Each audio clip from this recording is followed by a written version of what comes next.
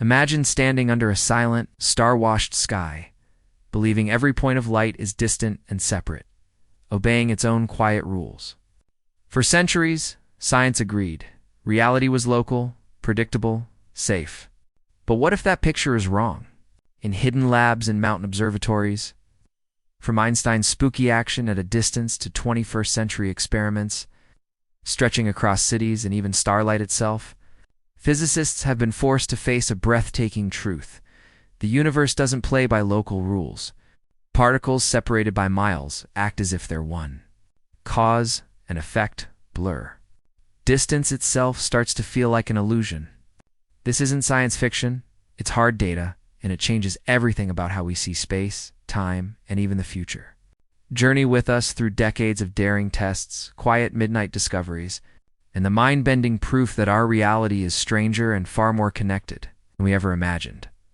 Night spreads wide and silent, the way it often does on high ridges where telescopes turn slowly toward the stars.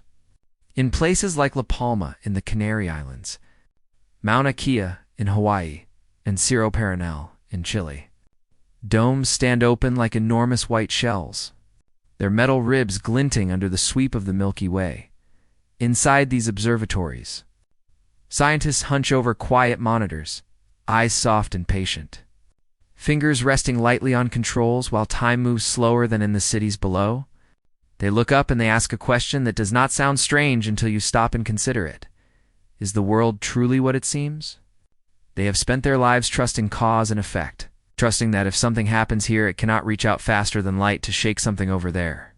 They trust that an apple exists even when no one is looking, that a star still burns, whether or not we see its glow. This trust has a name, though most of us do not think about it when we go to work or sweep our porches. Physicists call it local realism. Local because things should only be touched by what is near them, and realism because objects are supposed to have properties of their own before we look. A stone is hard. A beam of light is either this way or that way. A planet is moving whether or not we measure it. For centuries, this seemed safe. Newton's apple fell. Kepler's planets obeyed gravity. Einstein's relativity kept the universe neat and fastidious, saying nothing, not even information, yet outrun light. Yet over the last 100 years, cracks have spread quietly in that belief. In 1905, Einstein himself broke the sky open with special relativity, but he still clung to local realism like a rope. Then, in 1925 and 1926, quantum mechanics arrived in thin chalk lines from minds like Niels Bohr and Werner Heisenberg.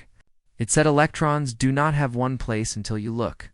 It said light behaves like waves until you measure it and find particles. It said the smallest things do not respect the neat laws that make the larger world feel solid under our feet. For a time, people argued and moved on, thinking the quantum strangeness would remain hidden in the very small. But one evening in 1935, Albert Einstein sat with Boris Podolsky and Nathan Rosen and wrote a paper that shook even him. They tried to show that quantum theory must be incomplete because it allowed what Einstein called spooky action at a distance. If two particles were created together and then flown far apart, miles, years, even galaxies, the moment you measured one, the other would seem to know instantly and adjust its own state to match. No signal traveled, no light flashed, yet the link would leap faster than anything should. Einstein wanted to prove the world still held to local realism. But in naming the problem, he also gave it power. Imagine the quiet of those mountain observatories again, decades later. Outside, the air is thin and cold, and inside, a small group of young researchers talks in low voices about that old paper. It is near midnight, and a digital clock hums on a console. They are not philosophers for sport. They are practical builders of machines. But they have begun to wonder what happens if local realism really breaks. What if an electron's spin is not decided until we look? What if a photon half a world away somehow knows? What if information can be connected without crossing the space between? These are not idle thoughts. They cut into how we build our devices, how we imagine time and safety, even how we think about free will. If a thing does not have a property until we check, then the world is partly unfinished until we arrive. And if distant things can act together without touching, then separation itself may be a story we tell, rather than a law the cosmos obeys. By the late 20th century, this quiet questioning had spread from whispered arguments in lecture halls to real experiments. Fiber optic cables, lasers, detectors sensitive enough to count single photons, all these tools began to appear. Almost like the universe had waited for us to be ready. But long before those results, before loophole-free tests and global headlines, there was the long night of thought. A scientist might pause in the control room, lean back from the glowing monitor, watch the stars wheel past the dome's slit. There is no sound but the slow gear turning and the faint hum of coolers. Out there, every star seems fixed, real, local. And yet, a quiet fear or wonder grows. Perhaps nothing is fixed until touched. And perhaps touching is stranger than anyone dared hope. That night is still with us, every time we lift our eyes to the dark. We've learned so much, and yet here's the unsettling question alive as ever. If local realism fails, what kind of universe do we truly inhabit? A place of hidden ties that leap across emptiness. A stage where reality waits to be called into being. In the whispering cold of the observatory, the instruments tick on, recording, waiting. And we are left to wonder if the ground beneath our reason might move after all. There is a quiet unease in the story of physics that began long before most of us were alive. A tension carried in notes and letters that passed between great minds who believed the universe should be knowable and steady.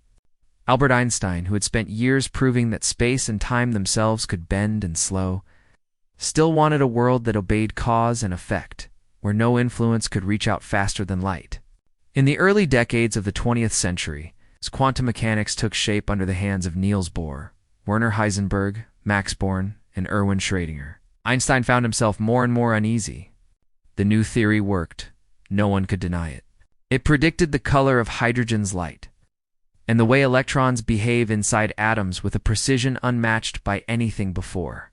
Yet it carried within it something ghost-like, something that refused to sit neatly with his belief that the universe had an independent reality whether or not we looked. The trouble began with how quantum theory described the smallest things. An electron, instead of being a tiny ball whirling in a fixed orbit, was a haze of possibilities described by a wave function, a mathematical shape that spread across space like a faint mist. Only when you measured it, perhaps with a spark chamber or a detector screen, did the haze collapse into a single point. This collapse, though only a calculation on paper, troubled Einstein deeply.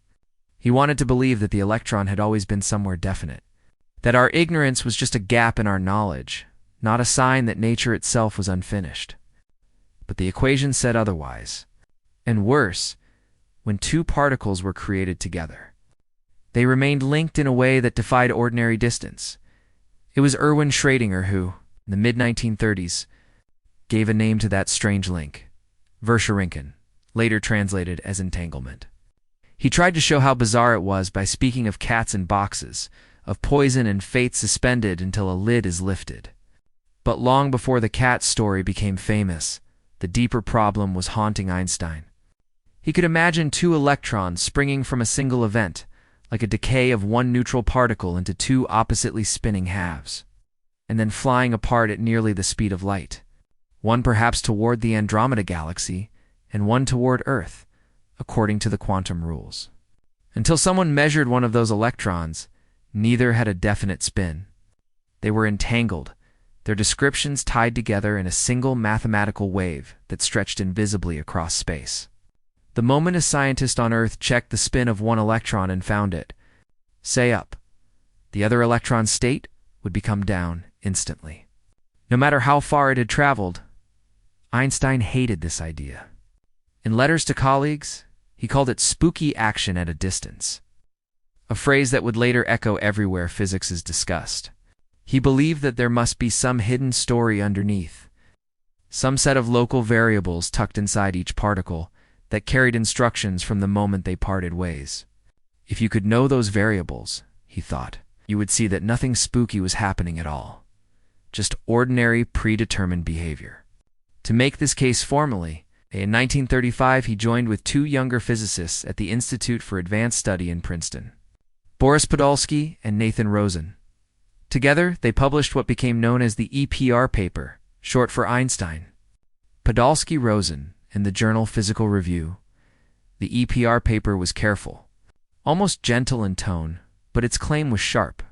If quantum mechanics was complete, the paper said, then two distant but entangled particles would instantly affect one another when measured. A clear violation of local realism.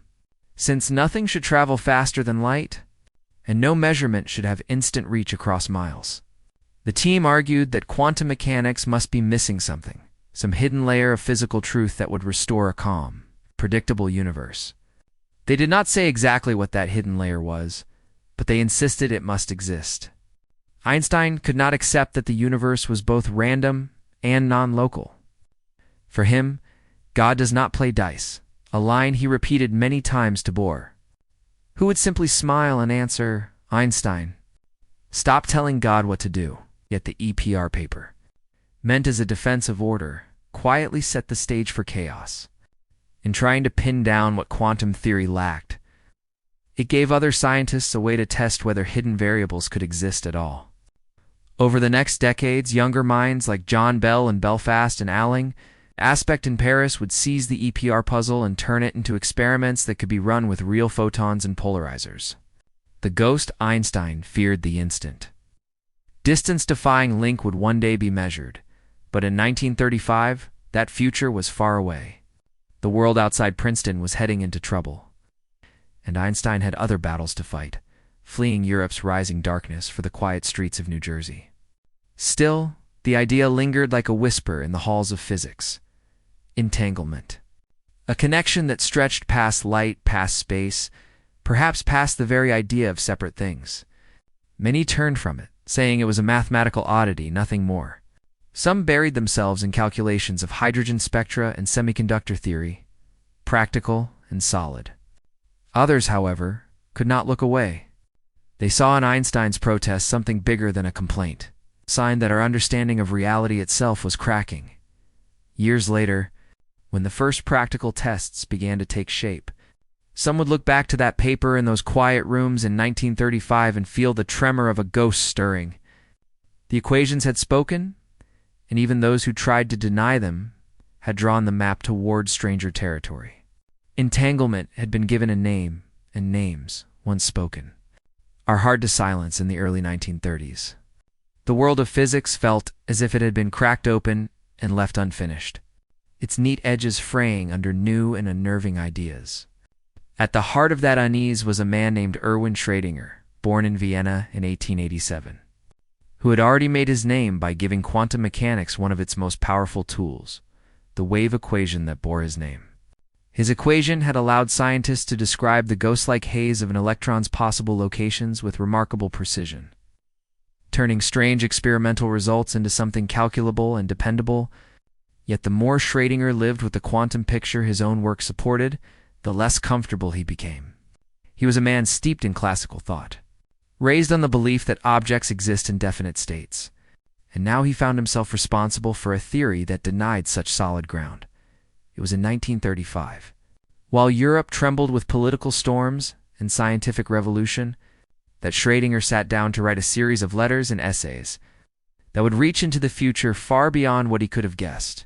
In those writings, he introduced a German word that would become one of the most haunting in modern science, verschränkung, which translates loosely as entanglement. He was searching for language to describe the peculiar bond that forms when two quantum systems interact and then separate but somehow remain one thing mathematically. Their combined wave function, once set, cannot be split neatly into parts. He knew the concept already lurked in the equations. He had seen it appear as an unavoidable result when particles share a quantum state. But naming it made it feel alive, like summoning a presence from the mist. Schrödinger understood that these linked states were not merely curiosities hidden in abstract mathematics. If taken seriously, they meant that two particles could become so deeply connected that you could no longer talk about one without the other, no matter how far they drifted apart in space. To him, this suggested the quantum world had a wholeness alien to classical physics, something that could not be pictured as tiny billiard balls moving along fixed paths. Yet he also understood how deeply unsettling this would be. To anyone raised on the idea of a self-contained universe obeying cause and effect, he tried, with a kind of sly clarity, to show just how absurd quantum predictions could seem if we tried to imagine them in ordinary life. This is where the cat came in, though at first he mentioned it almost playfully. In a sealed steel box, he wrote, "Imagine a cat together with a small radioactive atom, a Geiger counter, and a flask of poison. If the atom decays, a purely quantum event with a known probability, the detector triggers and releases the poison, killing the cat. If the atom does not decay, the cat lives." According to the rules he himself had helped forge. Until someone opens the box and observes. The system is in a superposition. The atom both decayed and undecayed. The cat both alive and dead. Not half alive and half dead, but in a combined state that refuses to pick a side until the moment of measurement. Schrödinger did not intend this as a recipe for experiments with animals. He was trying to make vivid the strange gulf between the quantum description and the solid world we feel with our hands. He wanted readers to feel the wrongness, the shiver that comes with realizing that, if the theory is taken literally, reality itself seems to wait for an observer to choose a path. He had always admired clarity and detested loose thinking. So to him, the cat paradox was a way of saying, "Look, this is what our equations imply if we do not stop and think harder." Yet the effect was deeper and more enduring than a passing illustration.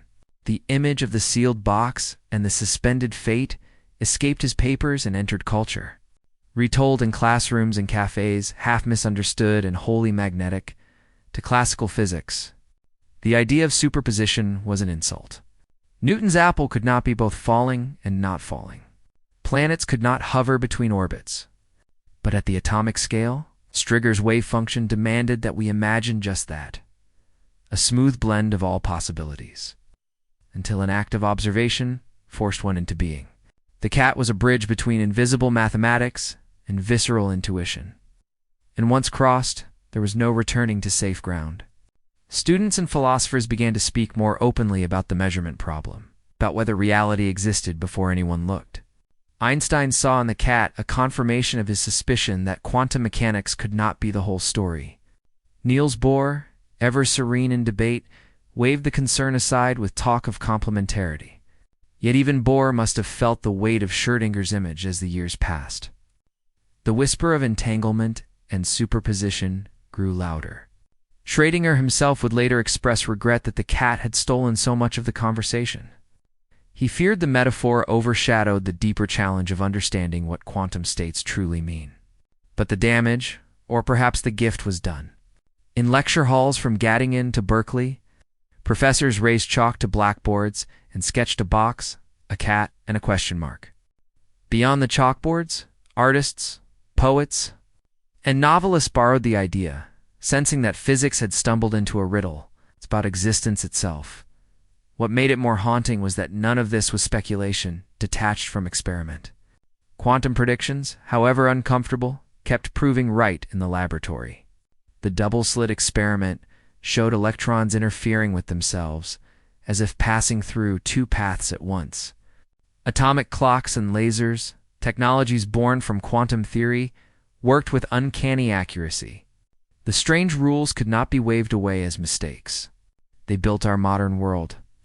And yet, deep down, the whisper Schrödinger gave voice to remained. A cat that is neither alive nor dead until you look. Particles linked across space. A reality that seems to shiver into focus only when observed, in giving those ideas names and stories. Schrödinger pulled quantum mechanics out of quiet calculation and into the shared imagination of science. He did not resolve the unease. He amplified it. His choice to call the link entanglement and to lock a cat in a thought experiment made the abstract intimate. It forced physicists to face what they had perhaps been hoping to avoid, that the universe might not be local, might not be real in the simple sense we crave, and might not yield secrets without changing what we mean by real at all. The questions left hanging after the work of Einstein. Podolsky, Rosen, and Schrödinger did not fade as the years turned. They lingered like half-finished notes in the air, waiting for someone brave enough or clever enough to take them seriously. Through the late 1930s and into the difficult decades that followed, physics as a community turned much of its energy to more immediate tasks. Wartime projects. The building of radar and nuclear reactors, the desperate race that led to the Manhattan Project, and, in its shadow, the Cold War. Young physicists left the abstract puzzles of entanglement for the urgent demands of survival and power.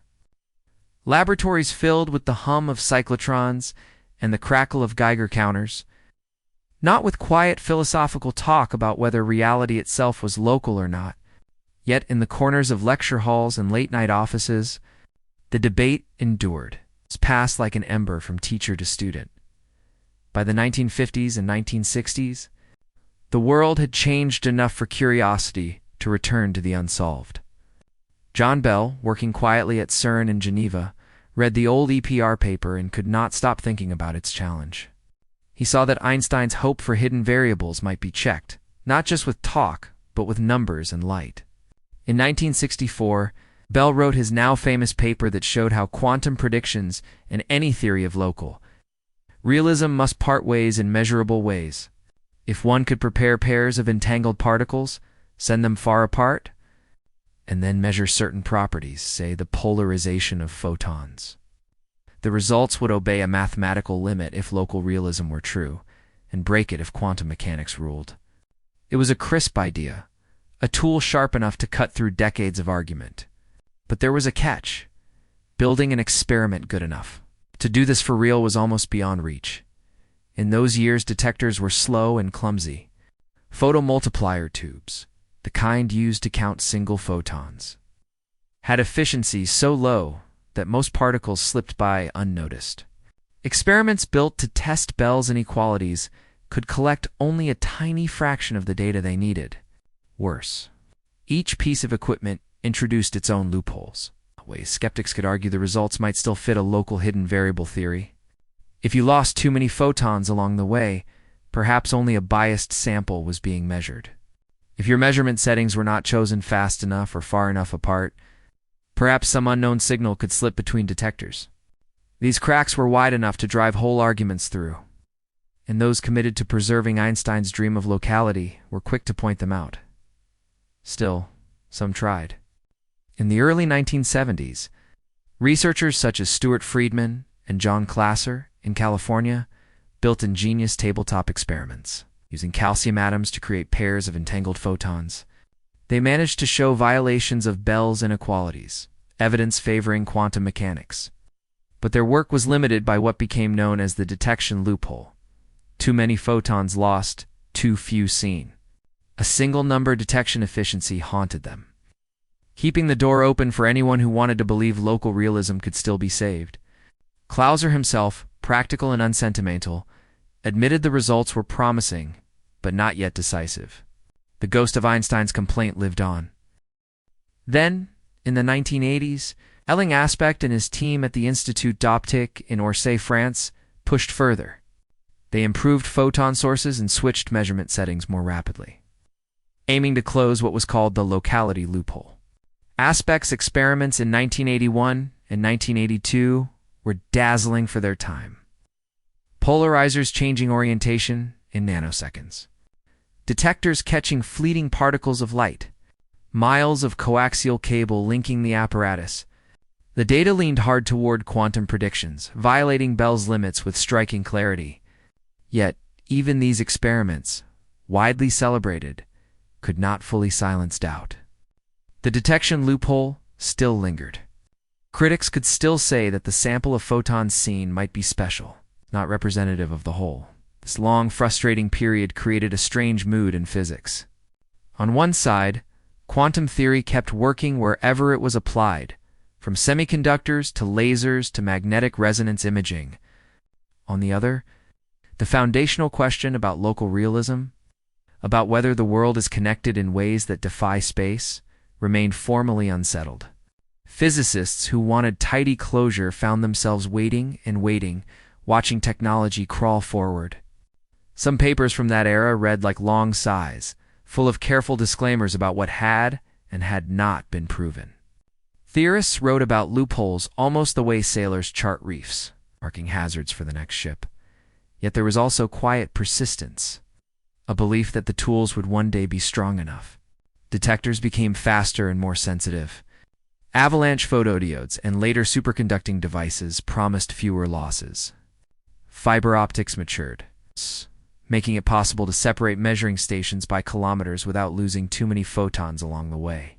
Electronics shrank and sped up, allowing experimenters to pick measurement settings at the very last instant, as if daring the universe to cheat.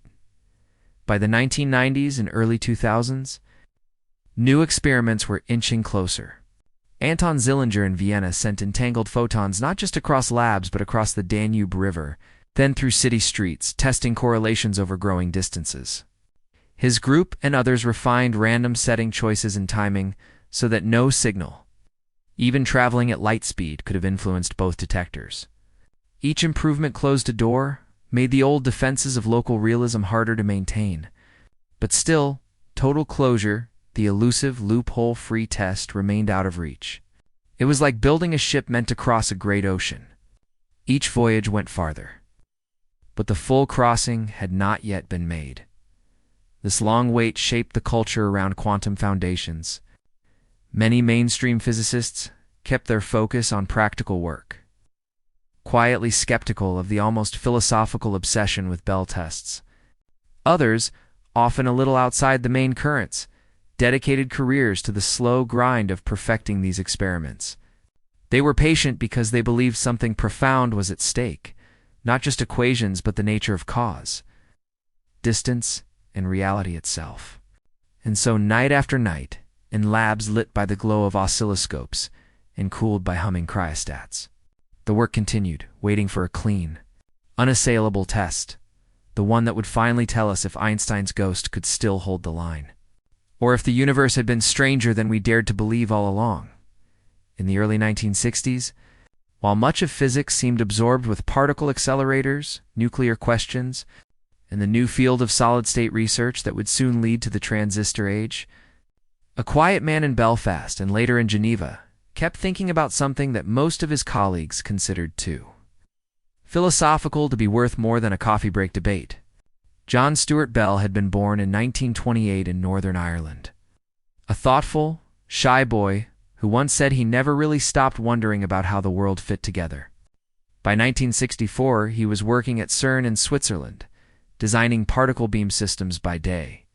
But his mind often wandered back to the puzzling argument Einstein, Podolsky, and Rosen had launched almost 3 decades earlier. Bell had read the old papers and felt unsatisfied by the way the physics community had largely shrugged and gone on with its work. Content to use quantum mechanics as a tool without answering the deeper question of whether it was complete. Bell's life up to that point had taught him patience.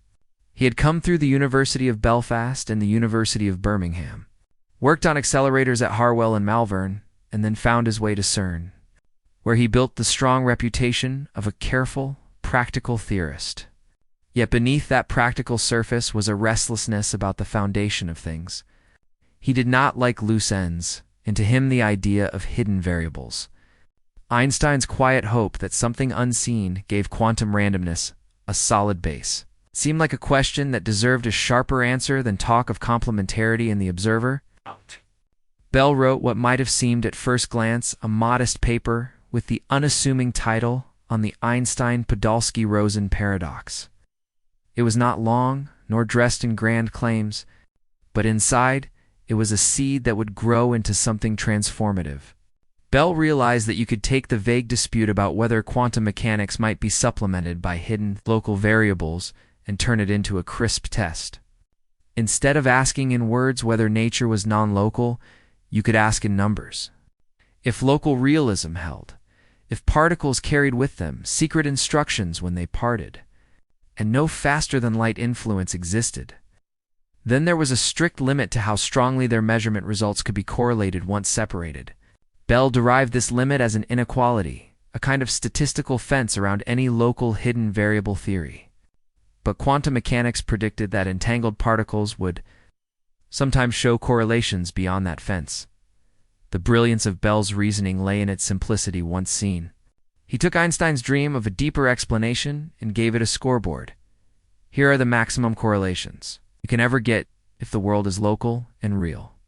Here's what quantum theory says you should sometimes see instead. If you do the experiment and the data leap past the local bound, then local realism is dead. You do not need philosophy. You need detectors and light and careful timing. Yet for all its elegance, Bell's paper did not spark an immediate revolution. Part of the reason was timing. The mid-1960s were alive with other breakthroughs. From the quark model to the discovery of the cosmic microwave background, and attention was elsewhere. Foundational work was viewed by many as a distraction. Young physicists were warned not to risk their careers on interpretation. Quantum mechanics worked. It built transistors and lasers and nuclear magnetic resonance machines. Why question what worked? Another reason lay in the practical difficulty of the test Bell imagined. In 1964, detectors and light sources were far from the precision needed. Photons slipped through imperfect instruments like water through loose netting, and switching measurement settings quickly, enough to block communication between stations, seemed almost impossible with the electronics of the time. Many assumed Bell's inequalities were a nice theoretical curiosity, but would never be tested cleanly enough to settle the matter. There was also, quietly, a kind of cultural inertia. The Copenhagen interpretation bores, and Heisenberg's pragmatic shut up and calculate stance had dominated physics classrooms for decades. To raise the question of local realism was to invite tired sighs from senior professors who felt the argument had been settled long ago in spirit, not in experiment. When Bell's paper first circulated, some admired its cleverness but treated it as an intellectual exercise rather than a gauntlet thrown at the feet of the entire discipline. Still a few noticed. In the United States, John Clauser came across Bell's work in the late 1960s and felt an almost electric sense of purpose. Here was something one could test in a lab rather than debate over chalkboards. Clauser would soon join with Stuart Friedman to attempt one of the first Bell experiments. In France, Alain Aspect, still a student then, would later pick up the same thread. Quietly, the paper began to pass from hand to hand, a kind of secret challenge. Bell himself did not trumpet his discovery. He was known for humility and for focusing on his day work at CERN, where he was deeply involved in accelerator theory. Yet in conversations with friends and colleagues, he would bring up the inequalities in his lingering astonishment that no one seemed eager to confront them. In later interviews, he admitted he expected the physics community to leap at the chance to settle such a fundamental issue, but instead found a kind of polite neglect. It took more than a decade for the wider world of physics to realize what Bell had given them. A way to translate one of the most profound philosophical disputes about reality into an experimental contest. Slowly, as technology improved and as younger scientists who had not lived through the first quantum debates sought new frontiers, the tide began to turn. By the 1970s and 1980s, the first real attempts to measure these correlations were underway. Clumsy but brave, each one an echo of Bell's insight. Looking back, the phrase secret paper fits because Bell's work seemed to slip quietly past the noise of its own era. It did not appear in headlines or change textbooks overnight. But beneath the surface, it rewired the path forward. It said, in effect, if you want to know whether the world is locally real, stop arguing and measure. Decades later, when experiments would finally close loopholes and confirm quantum mechanics' strange predictions, it was Bell's patient, understated reasoning from 1964 that had made the test possible. What began as a modest note in the margins of a busy century became a lever strong enough to pry open the idea of reality itself. In the long years after, John Bell quietly published his 1964 paper. The idea that quantum theory and local realism could be pulled apart in a real, physical test lived mostly in footnotes and the dreams of a few persistent researchers. Among those who refused to let the question fade was a young French physicist named Alain Aspect. In the mid-1970s, he was working at the Institut d'Optique in Orsay, just outside Paris, where narrow corridors led into low rooms, lined with optical benches, and the faint smell of solder and liquid nitrogen lingered. Aspect had read Bell's work and understood something that many in the mainstream still shrugged at. If you could generate pairs of entangled photons and measure their polarization, under conditions strict enough to rule out secret signals, you might finally know whether Einstein's wish for hidden variables still had life in it. The challenge was immense. To test Bell's inequalities, you needed two particles born together and then forced apart while remaining. Entangled twins that still knew about each other, even across distance. Physicists had learned to coax certain excited atoms to emit pairs of photons in opposite directions, each photon carrying a polarization that could be measured. But every step of the process leaked uncertainty. Detectors missed most of the photons, counting only a fraction of what was truly there. Polarizers devices meant to select and analyze polarization angles, absorbed and deflected light in unpredictable ways.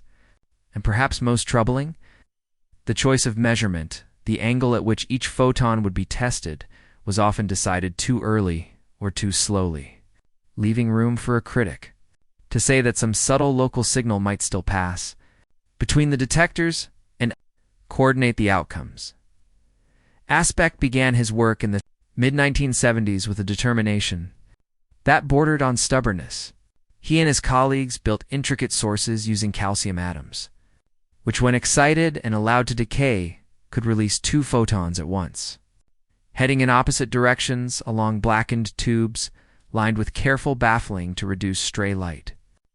Each path ended at a polarizer and then a detector, with the counts fed into electronic coincidence counters, boxes, that registered when both detectors saw a photon at almost exactly the same time. These coincidences were crucial because only simultaneous events could reveal the deep correlations predicted by quantum theory. It was like listening for two distant bells ringing together when they should not be, able to share a beat. The first experiments, completed in the late 1970s, were clever but still vulnerable. The polarizers had to be rotated manually or by slow motors, meaning the settings were known well before the photons arrived. A skeptic could say that some local effect or unknown field might influence both detectors if the settings were not changed fast enough. The distances between the detectors often just a few meters left open. The possibility that signals, even at the speed of light, could pass between them in the time available. And above all, the detectors missed so many photons that one could argue the sample being measured was biased. Maybe the photons that happened to be detected were those most likely to show quantum-style correlations, while the rest, unseen, obeyed some safe local law. Aspect did not give up. Through the early 1980s, his team improved the design piece by piece.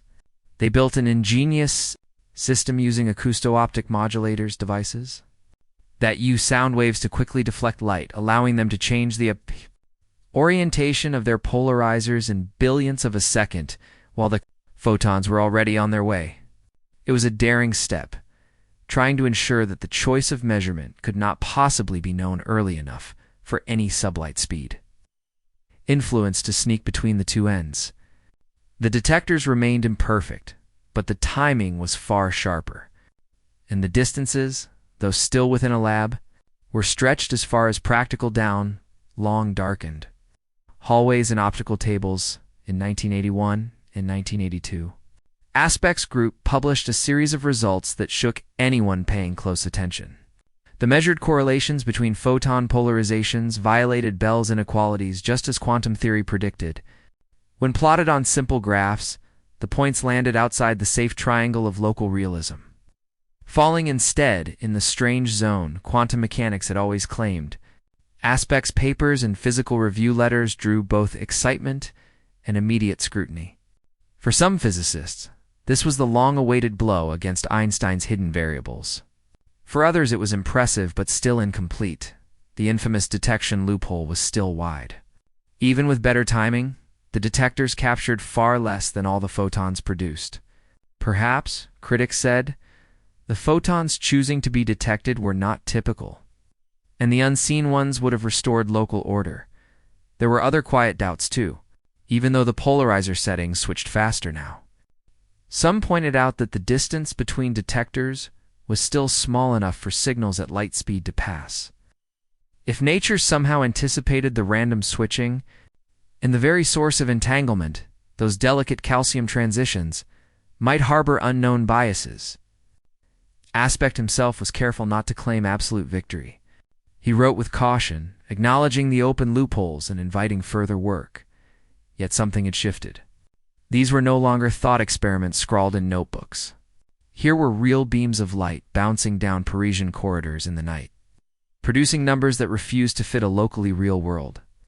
The ghost in the equations that Einstein had tried to tame now had hardware behind it: lasers, polarizers, coincidence counters, clicking in the dark.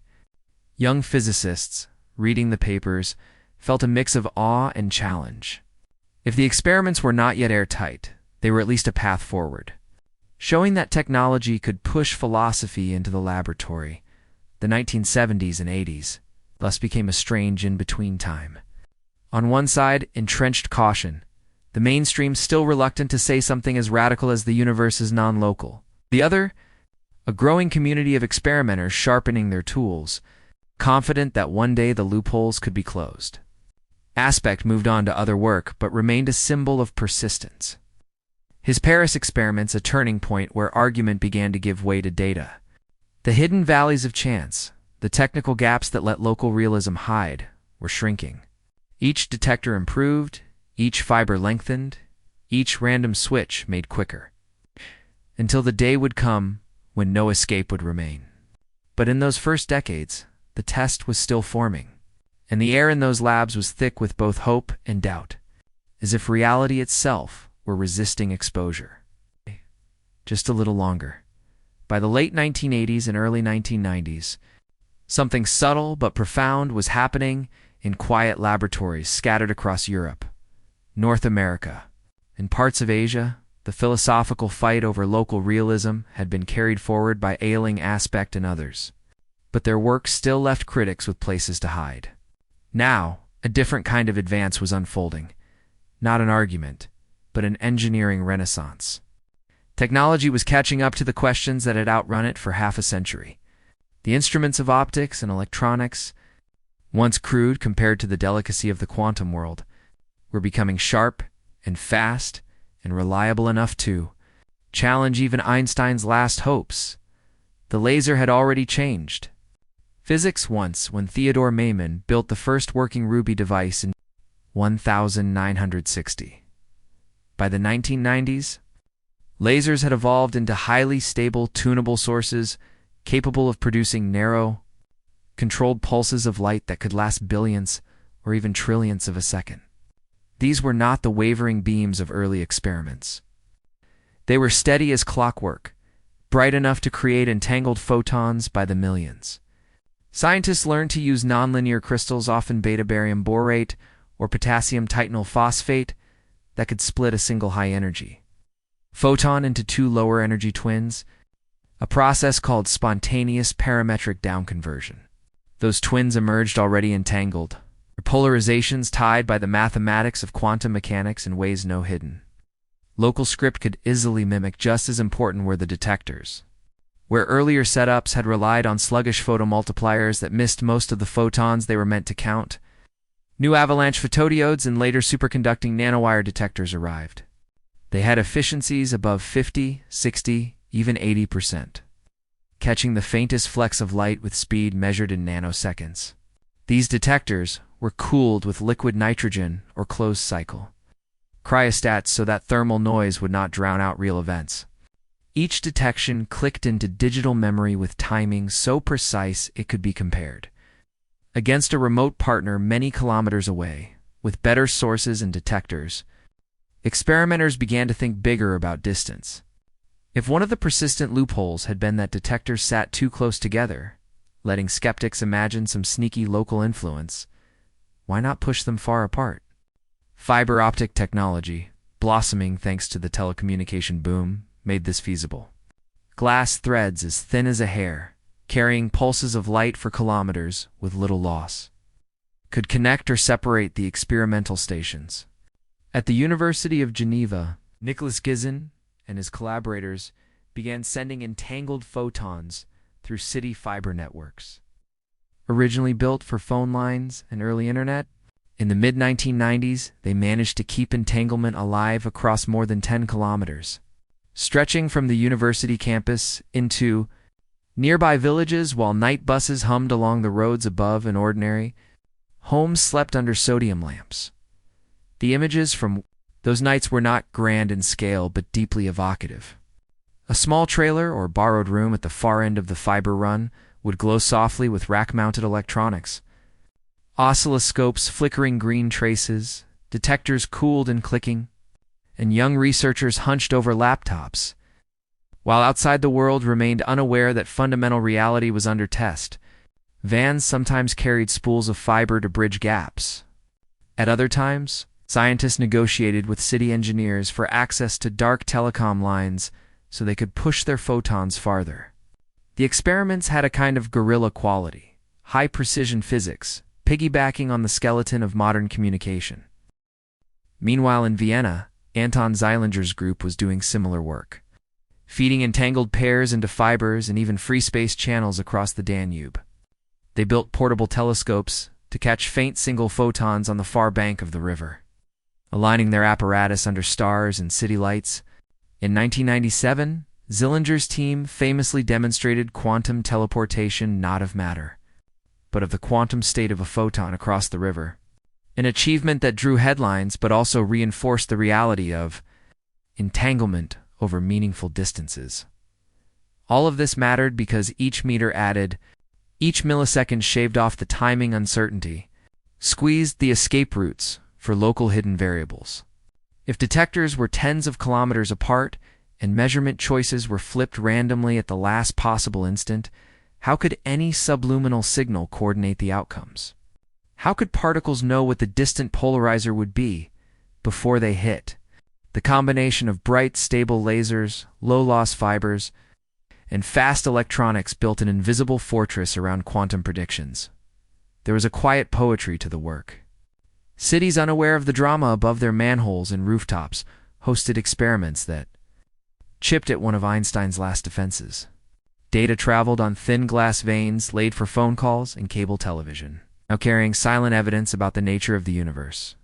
In basement labs and temporary huts, graduate students kept night vigils, swapping hard drives and checking coincidence counters as traffic rolled by overhead. Sometimes the numbers arrived in the small hours, long columns of timestamps that, when compared between the two stations, sang of correlations impossible to explain by local realism. By the early 2000s, the technical culture around these tests had matured. Random number generators using light or electronic noise picked measurement settings on the fly. Time-2 digital converters registered detection events with sub-nanosecond resolution. Experiments closed one loophole after another, even as stubborn voices reminded everyone that full closure, simultaneously solving the distance and detection challenges, was still rare. But the mood was changing. The conversation was no longer whether Bell's inequalities could be tested. It was when and how the final loophole-free trials would arrive. In hindsight, these years of lasers and fiber felt like the slow but unstoppable arming of a revolution. The shift was quiet but decisive, the argument that once lived in books and conference corridors was now wired into the urban night, encoded in faint photons racing through telecom lines and river air. Every advance in photonics and detection was another turn of the screw on. Einstein's hope that hidden local rules might be waiting behind the curtain. The tools were almost ready. Soon, when the right experiment came, there would be nowhere left for local realism to hide. It is one thing to close a door with better locks and faster hands. It is another to let the entire cosmos hold the key. By the time the 21st century arrived, experimenters had grown skilled at pushing entanglement farther and faster, their lasers crisp and detectors nimble. Yet a particular criticism still lingered, one whispered at conferences and written politely in papers. What if the random numbers used to choose the measurement settings, those quick coin flips that decide which angle each polarizer will take, are not truly beyond the reach of the particles themselves? Perhaps, some said, there is a subtle conspiracy, a hidden coordination stretching back into the shared past of the detectors and the entangled pair. If the choice of how to measure is not truly free from the influence of the system being measured, then the whole test may be flawed. This freedom of choice loophole, as it came to be called, was narrow but stubborn, a final refuge for those unwilling to surrender local realism. A few daring physicists decided to answer it in a way as poetic. It was technical. Let the universe itself make the choices. If the settings of the detectors could be tied to events so far away and so ancient that no signal could possibly have linked them to the particles in the lab, then the suspicion of conspiracy would collapse under its own absurdity. Enter the idea of the cosmic bell test. The seed of the concept had been imagined before, but it matured when Anton Zeilinger's group in Vienna, long accustomed to clever uses of light, began speaking with astronomers. What if, instead of relying on human-made random number generators or electronic noise to pick polarizer angles, they used starlight? Photons streaming from distant stars have been traveling for hundreds or thousands of years, in some cases longer than human civilization itself. If those photons arrive and trigger the settings for a Bell experiment, then the decision of how to measure would have been fixed long before the entangled pair even existed on Earth. Any hidden variable would have to reach back across vast cosmic gulfs to rig both the experiment and the distant star's emission. The sheer scale of such a conspiracy would make even the most devoted skeptic pause. In 2017, a team, including Zeilinger's collaborators and led by David Kaiser and Alan Guth at MIT, along with Andrew Friedman and others, gathered at the Roque de los Muchachos Observatory on La Palma in the Canary Islands, a place known for skies so clear they seem carved from black glass. They're under domes that usually study galaxies and quasars. Physicists repurposed astronomical telescopes to gather light from stars chosen for their distance and brightness. These were not ordinary stars by backyard standards. Some of their photons had left before the birth of the telescope operators' great-grandparents, before the light bulb, before the American and French revolutions. The experiment paired these ancient messengers with the entangled photons created right there on the mountain, in a small, carefully shielded lab humming with lasers and coincidence counters. When a starlight photon struck a detector attached to the telescope, it triggered an electronic choice. One color or another, one wavelength range or another, mapped onto a polarizer angle for one wing of the Bell test. The same happened at a second telescope, aimed at a different part of the sky, separated by hundreds of meters. Meanwhile, in the middle, pairs of entangled photons were born and sent flying to each station. Each side's measurement setting was thus determined by light that had traveled unimaginable distances and times. The entangled pairs, created microseconds before detection, could not possibly have known which way the distant star's photons would fall, unless the entire universe had been choreographing events since before the Earth formed. It was a strange, almost mystical scene. Astronomers and quantum physicists standing shoulder to shoulder in the chill night air, their instruments blinking and sweeping under the Milky Way's arch. Laptops on folding tables displayed streams of data, detection events, timestamps, coincidence counts. Overhead, stars older than the solar system itself poured their light down through the thin atmosphere, effectively casting cosmic dice for the lab below. When the results came back, the story they told was familiar yet deepened by the new reach of randomness. Bell's inequalities were violated again, just as quantum mechanics promised. The correlations between the entangled photons broke the bounds of any local hidden variable theory. And this time, the measurement settings were anchored so far back in time that the freedom of choice loophole was pushed billions of years wide. Any local realist rescue now required a conspiracy reaching across half the observable universe. Synchronizing ancient starlight with modern lasers, a claim so extreme it left even hardened skeptics quiet. The cosmic bell test was more than a technical flourish. It was a symbolic turning point. For nearly a century, the defenders of local realism had asked for cleaner tests, for loopholes to be shut. Piece by piece, experimenters had complied. Faster switches, longer distances, better detectors. Now, in an almost theatrical gesture, the universe itself was invited to choose the angles, as if nature were asked to vote on its own character. And nature voted against local realism, beyond its symbolism. The work demonstrated the surprising partnership between disciplines once distant. Quantum physicists needed astronomers, sky maps, and photometric data to pick suitable stars.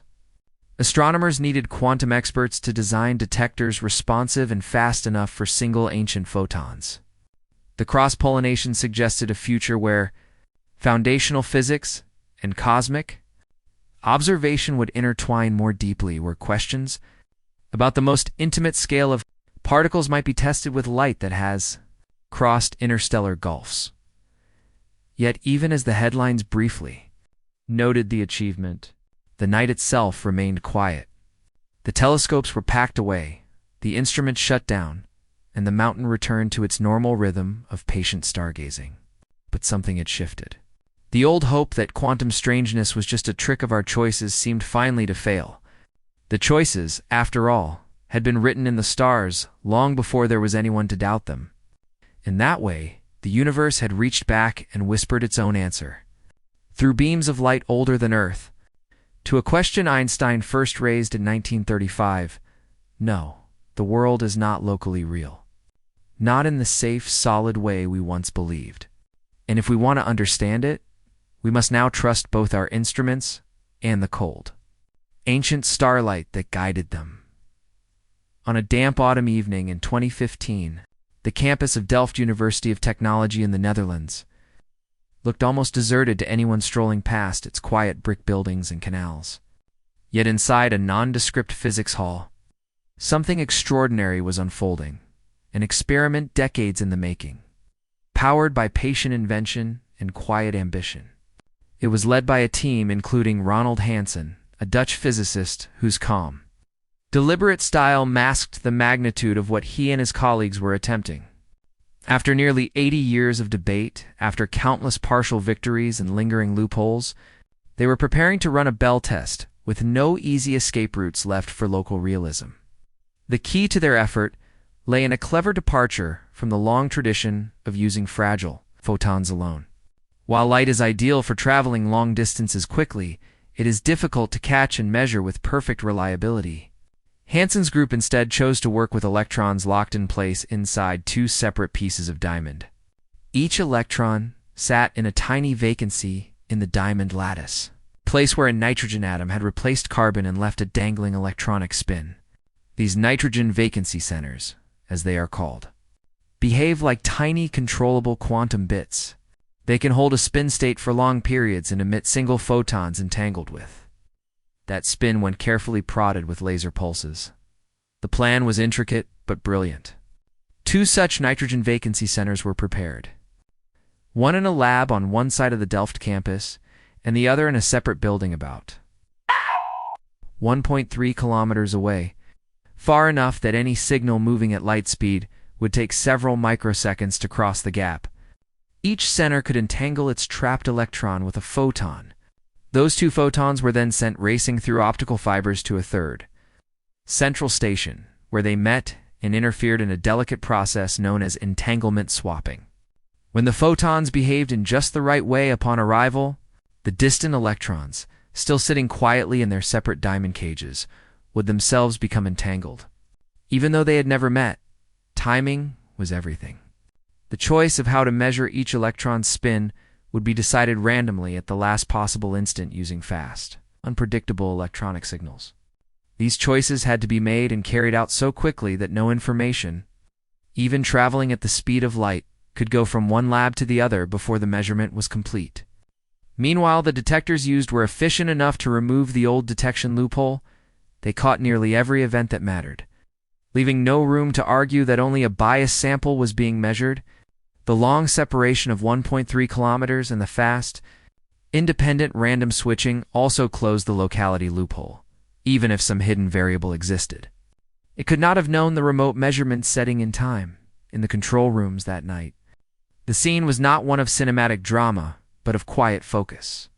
Oscilloscopes glowed with pale traces, servers logged torrents of data, and a handful of graduate students and postdocs kept their eyes on monitors, checking error rates and calibrations.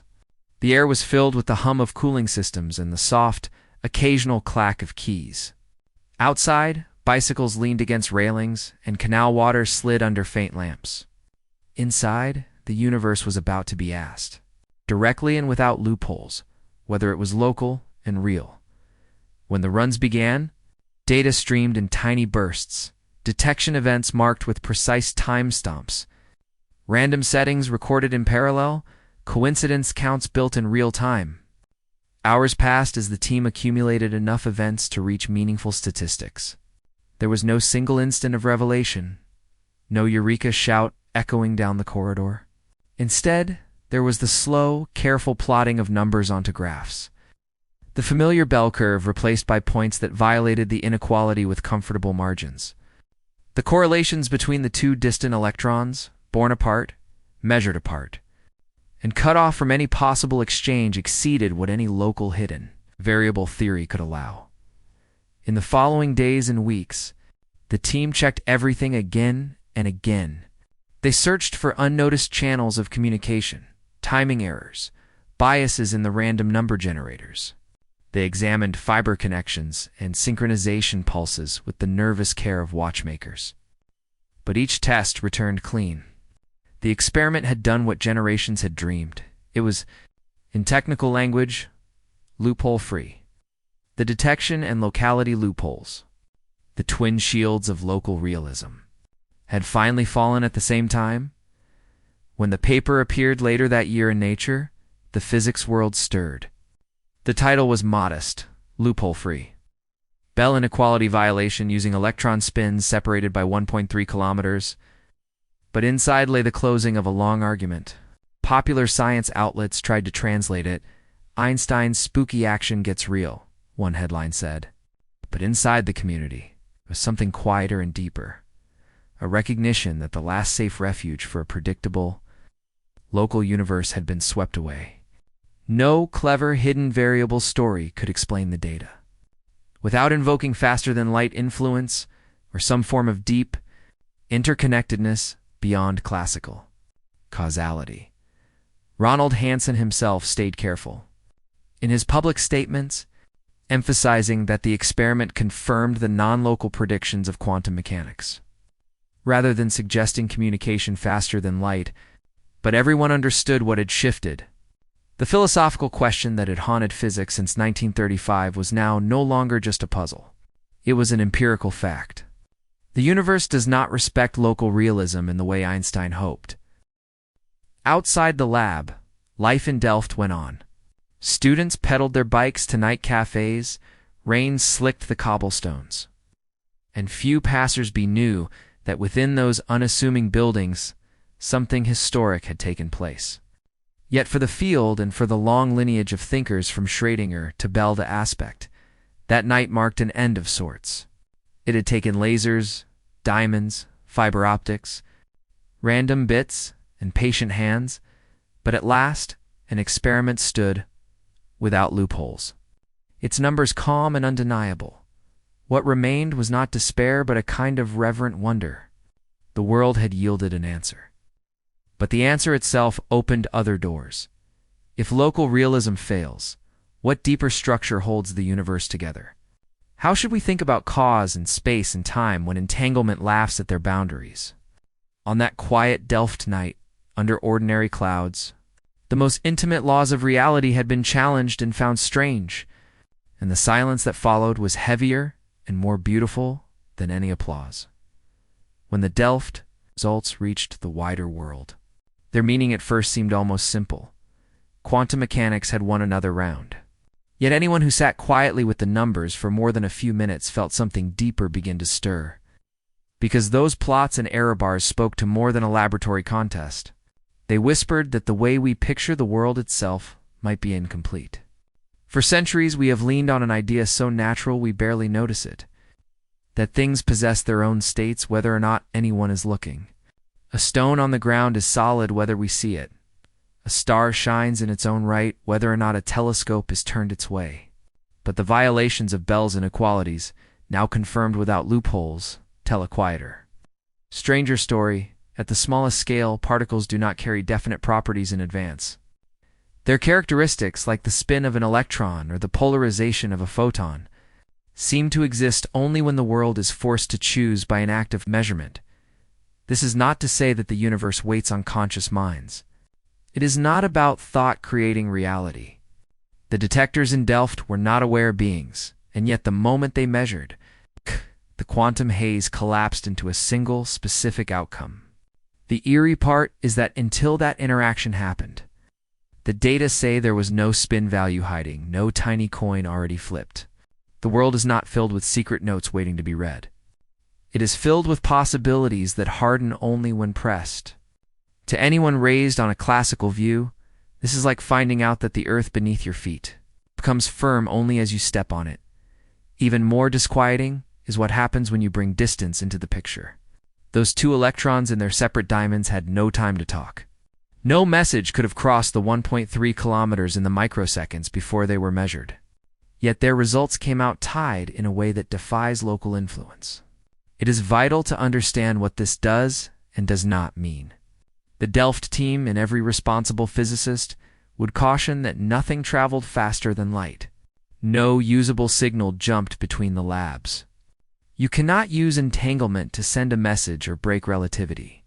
And yet, despite that, there is an undeniable coordination, a togetherness that ignores separation. It is as though the paired electrons are not really two separate things once entangled, but part of one spread-out object. And measuring one side nudges the whole. For those of us who have long imagined space as a great container where each point is its own independent patch, this is deeply unsettling. We have liked to believe that distance guarantees privacy. What happens here is sealed off from what happens there, unless some wave or particle crosses the gap. Entanglement shows that at a fundamental level, separation can be an illusion. Two particles once joined remain in a single shared description, even when kilometers apart, and our notion of independence breaks down. The philosophical weight of this discovery took decades to sink in precisely because it is so subtle. On a practical level, the math of quantum theory has always told us to expect these non-local correlations. Engineers use the same principles to build quantum cryptography and nascent quantum computers. But math is one thing, and seeing nature obey it so cleanly is another. Each step, Aspect's photons, Zeilinger's long-distance links, the cosmic dice experiments, and finally, Delft's electron spins chipped away at the idea that maybe the weirdness was only in our heads or our instruments. The finality of Delft said, in effect, no, the strangeness belongs to the world. For Einstein, who believed God does not play dice, this outcome would have been painful, but perhaps not surprising. He had feared it even while hoping to avoid it. For Bohr, who spoke of complementarity and the limits of what we can know, it would have felt like a quiet vindication. For the rest of us, the news is less about winning an old debate and more about humility. Our picture of a world built from local pieces, each with its own private facts, is only a partial truth. The universe can be woven together in ways that space alone cannot untangle. And yet, for all the unease, there is something beautiful here. These results do not mean chaos. They do not mean that anything can happen or that cause and effect vanish. Instead, they point to a deeper, subtler kind of order, one that is holistic rather than mechanical. The correlations between entangled partners follow strict rules. They are not random in the wild sense, but bound by the elegant structure of quantum theory. It is as if the universe keeps accounts not particle by particle but across relationships. Honoring a logic that runs underneath distance and time, practical minds have already embraced this new picture. Secure communication schemes now rely on entanglement because any eavesdropper would disturb the delicate correlations and reveal intrusion. Quantum computers hope to use the same property to link and process information in parallel beyond the reach of classical machines. What began as a threat to our intuitions is becoming a tool we can hold. Yet the mystery does not fade. Engineers can use a phenomenon long before philosophers finish understanding it. Perhaps that is how it should be. The Delft night was not the end of curiosity, but a milestone that clears away one old question so we can ask harder ones. If the world is not locally real, what is the true fabric that binds it? If properties arise only in measurement, what does that say about reality between measurements? And if distance can be bridged without crossing, what else might be possible beyond our current reach? These are heavy thoughts, but they come wrapped in wonder rather than fear. Standing on that Dutch campus, after the results were checked and checked again, One might walk back into the cool air and see the canal lights shimmering, each reflection linked to the others across dark water. The universe still feels solid and familiar. But now, there's the quiet knowledge that underneath, something more connected and fluid lives. The corners we thought were fixed can shift. The separations we trusted can blur.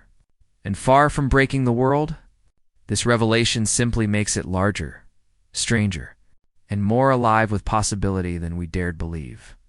For almost 80 years after the famous paper of Einstein, Podolsky and Rosen, there lingered a stubborn hope that the quantum world, strange as it seemed, might simply be hiding its cards. That hope had a name: hidden variables. The idea was simple enough to feel comforting. Perhaps electrons and photons really did have definite properties, spins already decided, polarizations already fixed, long before we measured them. Perhaps our instruments in mathematics were too crude to see the whole picture. So quantum theory looked random only because we were blind to some deeper pattern. Einstein himself, though he built relativity and bent space and time, never gave up this conviction. He could imagine an unseen map of reality, intricate but knowable, guiding the apparent chaos and stitching the fair-apart events into local cause and effect. He believed a future generation would one day uncover it, restoring predictability where quantum mechanics had only given probabilities. But the events of the last half-century, culminating in the loophole-free Bell tests of 2015, slowly strangled that dream. Each new result chipped away at the possibility of a hidden script. Bell's inequalities, once just a clever set of equations, turned out to be a kind of trapdoor. If you assume local realism and try to design any hidden variable theory, your correlations cannot exceed a certain bound. Experiments have now broken that bound again and again, and the final ones did so while closing the escape routes. Detectors too efficient to blame missing data, distances too wide and random, choices too fast for light-speed whispers. The world was cornered and still chose. Quantum strangeness. This has a weight that numbers alone do not convey. For physicists trained in the classical tradition, the collapse of hidden variables is like losing a compass. A map of reality that promised to be solid and deterministic has turned to mist. The deeper we looked for a mechanism that would make the quantum world ordinary again, the more it receded. Some have tried to salvage pieces Bohmian mechanics, with its guiding wave and pilot trajectories, still gives a deterministic flavor but requires non-local connections so strong that Einstein would have frowned. Others propose retrocausal models where influences run backward in time, or superdeterminism, where every apparent free choice in an experiment is itself fixed from the start of the universe. But these are desperate maneuvers. They save local realism only by hollowing out its meaning or by asking us to swallow conspiracies as wide as time itself. The straightforward hope that some hidden local details could return us to a predictable cosmos is gone. For many, especially those who came to physics with a love of order and clarity, this loss carries a quiet ache. It is one thing to accept that human life is unpredictable. It is another to accept that nature itself refuses a final script. Einstein wanted a universe where events flowed like clockwork, where if we knew enough we could say exactly what would happen. Quantum theory offers instead a set of chances, beautifully structured but irreducibly statistical. An electron does not choose a path until interaction forces it. A radioactive atom has only a half-life, not a ticking countdown. We can calculate odds with breathtaking accuracy, but we cannot point to the hidden variable that will settle the outcome before it occurs. This unpredictability, confirmed rather than softened by experiment, reshapes more than physics. It shakes the quiet belief that reality exists with or without us in some final, fixed way. Of course, the moon is still there when no one looks. Large objects decay here so rapidly that quantum weirdness dies in their complexity. But at the root, in the smallest building blocks, there is no final is until measurement makes it so. The secure wall between the known and the unknown has a crack through which mystery flows. Yet the ache is not all sorrow. There is also wonder in discovering that the world is deeper than our first maps. When Bell's work and the later experiments killed the simple hidden variable dream, They did not kill the search for understanding. They widened it. Philosophers and physicists alike have been forced to think more subtly. Instead of a mechanical universe filled with billiard balls whose every move could be charted, we have a relational one, where outcomes depend on context and where the whole can be more than the sum of its separated parts. The map we can't draw is not a void. It is a hint that the territory is richer in some ways. The end of Einstein's local realism brings physics back to its human core, curiosity and humility. We build models and they work, yet the models are not the thing itself. Predictability was comforting, but perhaps too comforting. It let us imagine we were close to final truth. Now we know we are not. Even as quantum theory powers phones, computers, MRI machines, and global communication, it shrugs at our desire for deeper certainty. This shift also shapes how we think about meaning beyond the lab. We often borrowed physics to justify a philosophy of control, know enough, and the world is tame. That narrative no longer fits. The quantum story says the universe is not fully settled until it interacts, that possibilities live longer than we assumed, and that separations are not absolute. For some thinkers, this is frightening. For others, it is freeing. It means there is room for novelty and surprise at the deepest level, room for reality to be alive rather than frozen. And so, in the wake of the Delft night and all the careful work that preceded it, we live with a different understanding. There is no simple map hiding behind the one we have. There may be patterns still undiscovered, but they will not restore the mechanical predictability Einstein sought. The dream of hidden local variables, a comforting backbone to an otherwise unruly quantum theory, has been set aside with respect but also with finality.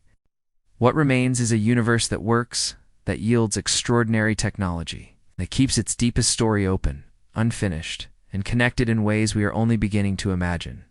In losing the old map, we have not lost our way. We have simply learned that the territory was never so flat and measurable as we once believed. In the quiet years after the great foundational debate seemed to end, something unexpected began to happen in the same laboratories that once chased proofs and counterproofs.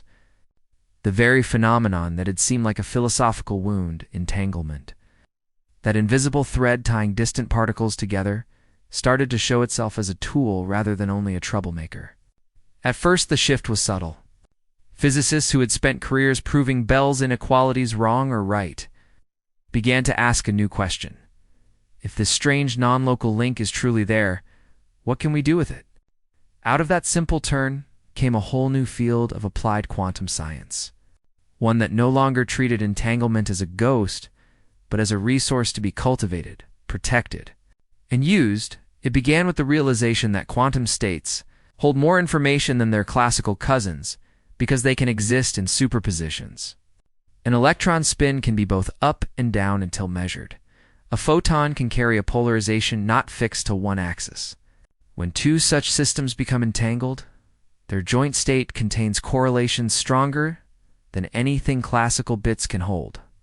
In the 1990s, researchers like Arthur Eckert, working in Oxford, saw how this could be used to protect communication.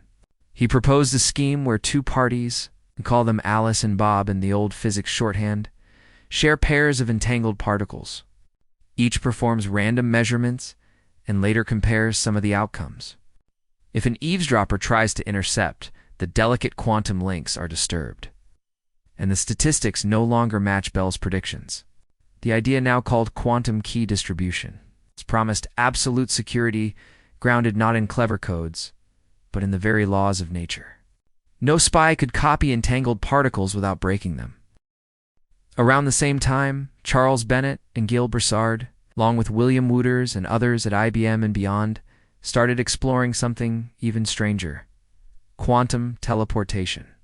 In 1993, Bennett and a group that included Brassard, Kripo, Josa, Pears, and Wooters published a paper that described how the exact quantum state of one particle could be transferred to another far away, without moving the particle itself.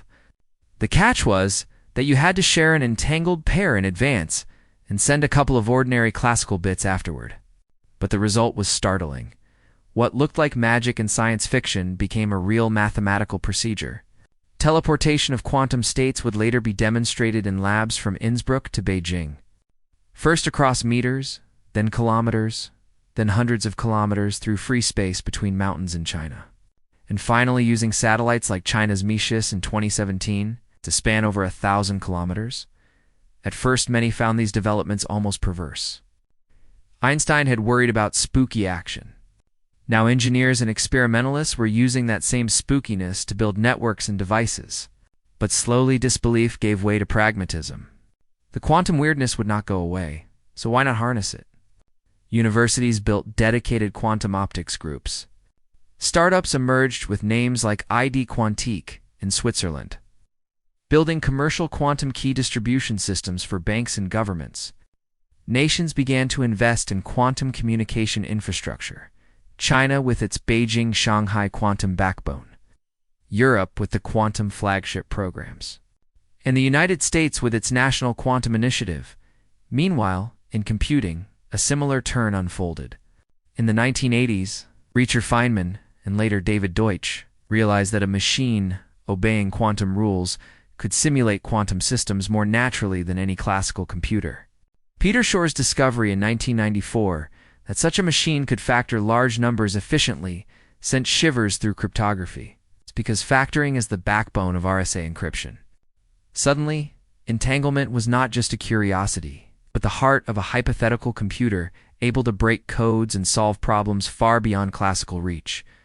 By the early 2000s, laboratories at IBM, MIT, Delft, and later companies like Google and Regedy began to build small quantum processors, where entanglement between qubits was created and controlled like a new kind of circuit. Each qubit had to be isolated from noise, yet coupled enough to share quantum information. And entanglement was the measure of success. Turning paradox into engineering required a new culture of care. Experimentalists learned to speak of coherence times. How long a qubit or photon could remain pure before noise destroyed its superposition? And of entanglement fidelity, how perfect the link remained under stress. Devices that once lived in philosophical thought experiments became solid-state chips cooled to millikelvins in dilution, refrigerators, or optical setups with single photon sources and detectors, ticking like microscopic metronomes. What Einstein had treated as a fatal flaw in quantum mechanics became a benchmark to improve and advertise. Researchers proudly reported how many qubits they could entangle, or how far they could separate entangled pairs without losing the ghostly tie. It is hard to overstate how remarkable this turn is. An idea born in resistance, a protest that quantum theory must be incomplete, evolved into a foundation for an entire technology sector. There is irony, but also something fitting. Science often grows by taming its monsters. The disbelief of the early 20th century seeded some of the most advanced work of the 21st. In the same labs where aspect once strained to close loopholes, younger scientists now design devices for quantum internet links and secure global networks, and beyond the technical triumph. There's a quiet philosophical echo. Entanglement began as a threat to our sense of independence. It now builds bridges that may link continents in unbreakable communication and one day connect quantum computers into a new kind of information fabric. What once unsettled our idea of separate things now becomes the glue for systems we trust to be private and powerful, yet no one pretends the mystery is solved. Ask a quantum engineer what entanglement really is, and you may still get a pause, a shrug, or a careful answer that describes what it does rather than what it means. But that humility is its own form of progress. We may not have found the hidden variables Einstein sought, but we have found how to live with their absence, to turn uncertainty into precision and non-locality into a tool.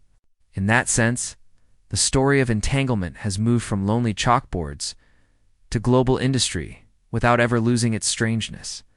Standing in a modern quantum lab, wires coiled, lasers aligned, vacuum chambers gleaming, one can feel the weight of that journey. The same threads that once bound to distant electrons in a thought, experiment now tie together whole fields of research and commerce. The skepticism of past decades has not vanished. It has matured into craft. And in that craft lives a quiet, unexpected answer to the fear of unpredictability. If the universe denies us a neat map, we can still build with the threads it leaves behind. The moment scientists learn to tame entanglement well enough to send it beyond the walls of their laboratories, the quiet halls of theoretical physics suddenly became interesting to people who rarely read academic journals. What watched the flow of secrets and power with great care? Encryption has always been the nervous system of states and corporations, the shield behind which militaries move and banks keep their ledgers safe.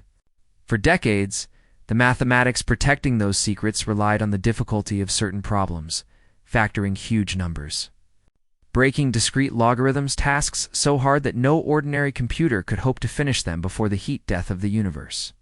But when quantum computers were proposed, with Peter Shor's algorithm promising to crack RSA keys once enough qubits could be controlled, a chill ran through every agency and firm depending on today's codes. At the same time, a strange twist of fate offered an alternative born from the very quantum rules that threatened them: quantum key distribution. Quantum key distribution, or QKD, was first proposed in 1984 by Charles Bennett and Gilles Brassard in a now famous scheme called BB84. Its promise was radical. Two parties could create a shared secret key, one that no eavesdropper could copy or even check without leaving unmistakable traces. The method relied on the fragility of quantum states. Measure them, and you disturb them. If an adversary tries to listen, the act of listening changes the signals, and the legitimate parties can spot the intrusion. Later, Arthur Eckert's 1991 proposal added entanglement to the mix. Using the very Bell inequalities once built to test local realism as a security guard at the door. If Alice and Bob test a small sample of their entangled bits and the correlations match quantum predictions, they know no one else has slipped in unseen. Any tampering would degrade the violation of Bell's inequality. For years, these ideas were treated as elegant curiosities, a way to prove the power of quantum physics rather than to build new arsenals of secrecy. But as experimental groups from Geneva to Vienna sent entangled photons across towns and rivers, the prospect of real-world secure links became less abstract. Governments began to notice. Bankers and intelligence officers attended physics conferences quietly or sent staff to sit in the back of rooms full of laser tables and cooled detectors. The message was clear: whoever masters unbreakable quantum keys first will hold a new advantage. China moved fastest and loudest. In 2016, the Chinese Academy of Sciences, working with Pan Jianwei, sometimes called the father of quantum in China, launched the Metis satellite, named after an ancient philosopher. Metis was not just a physics demonstration. It was a geopolitical signal. The satellite carried equipment to create entangled photon pairs in orbit and beam them down to ground stations thousands of kilometers apart.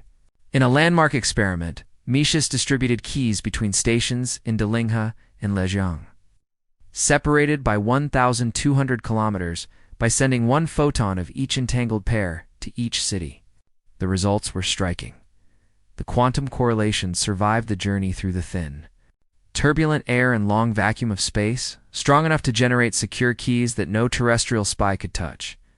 Soon after, Chinese scientists used Metis to conduct a quantum-encrypted video call between Beijing and Vienna, the first of its kind, linking the Chinese Academy of Sciences with Anton Zillinger's group at the Austrian Academy. It was a quiet but potent proof that entanglement could underpin global-scale communication. For intelligence communities used to thinking about cables tapped under the sea or signals caught from satellites, the idea that messages might one day travel with quantum guarantees where any interception would light up like a flare was both thrilling and unnerving. Other nations responded in their own ways.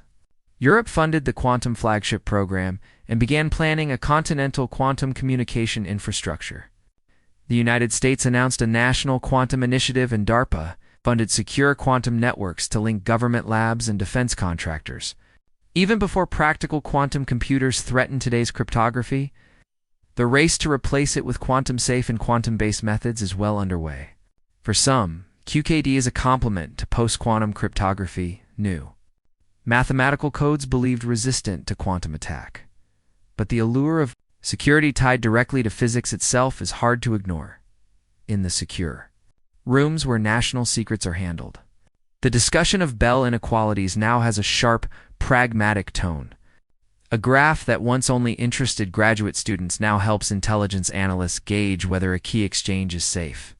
Engineers designing satellites worry about photon loss, beam steering, and atmospheric turbulence.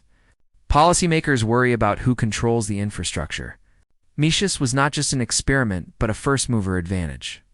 The Chinese government quickly built a terrestrial quantum link stretching 2,000 kilometers between Beijing and Shanghai, installing trusted repeater stations and combining them with satellite distribution.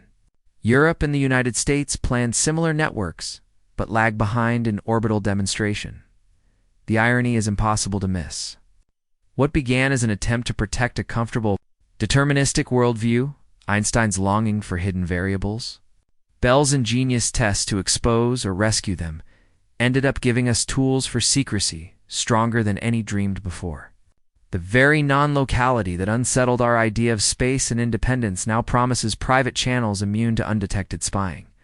The deeper the experiments cut into local realism, the more confident we can be that any intruder will betray themselves by nudging fragile quantum links, yet beneath the race remains a fragile wonder. In some sense, governments and corporations are now competing to own and command something that no one fully understands. Entanglement is used daily in labs and product prototypes, but its ultimate nature remains elusive. We know how to generate it, how to test it, how to guard it long enough to exchange secret keys. But ask the engineers what it means for two photons to remain one system across 1,000 kilometers. And the answer drifts back to the same careful mystery voiced by Bohr and Schrödinger. It works. It does not yield its soul easily. The night sky over China when Mises passed overhead looked no different to the farmers and city dwellers below. Yet from orbit, pairs of photons sped down invisible paths, carrying pieces of security once unimaginable. The quiet labs in Geneva and Delft and Toronto and Tokyo, each hum with similar purpose. Turn the strange into the reliable. Build trust from the very rule that once seemed to forbid it. Bell's inequalities, once an abstract battlefield, have become border walls for digital empires. And the threads of light that laughed at locality now weave the future's most guarded conversations. In many great cities, under the noise of trams and buses and the steady hum of apartment lights, another network has been quietly threading itself into place. This one is invisible. It's carried not by cell towers and copper cables, but by single particles of light, fragile, precise, and alive with the rules of quantum mechanics. By the time the 21st century reached its second decade, experiments that once required isolated mountain observatories and shielded rooms began moving into dense urban spaces. Physicists discovered that the glass veins already laced beneath streets and sidewalks, built for telephone calls and internet traffic, could also serve as pathways for entangled photons.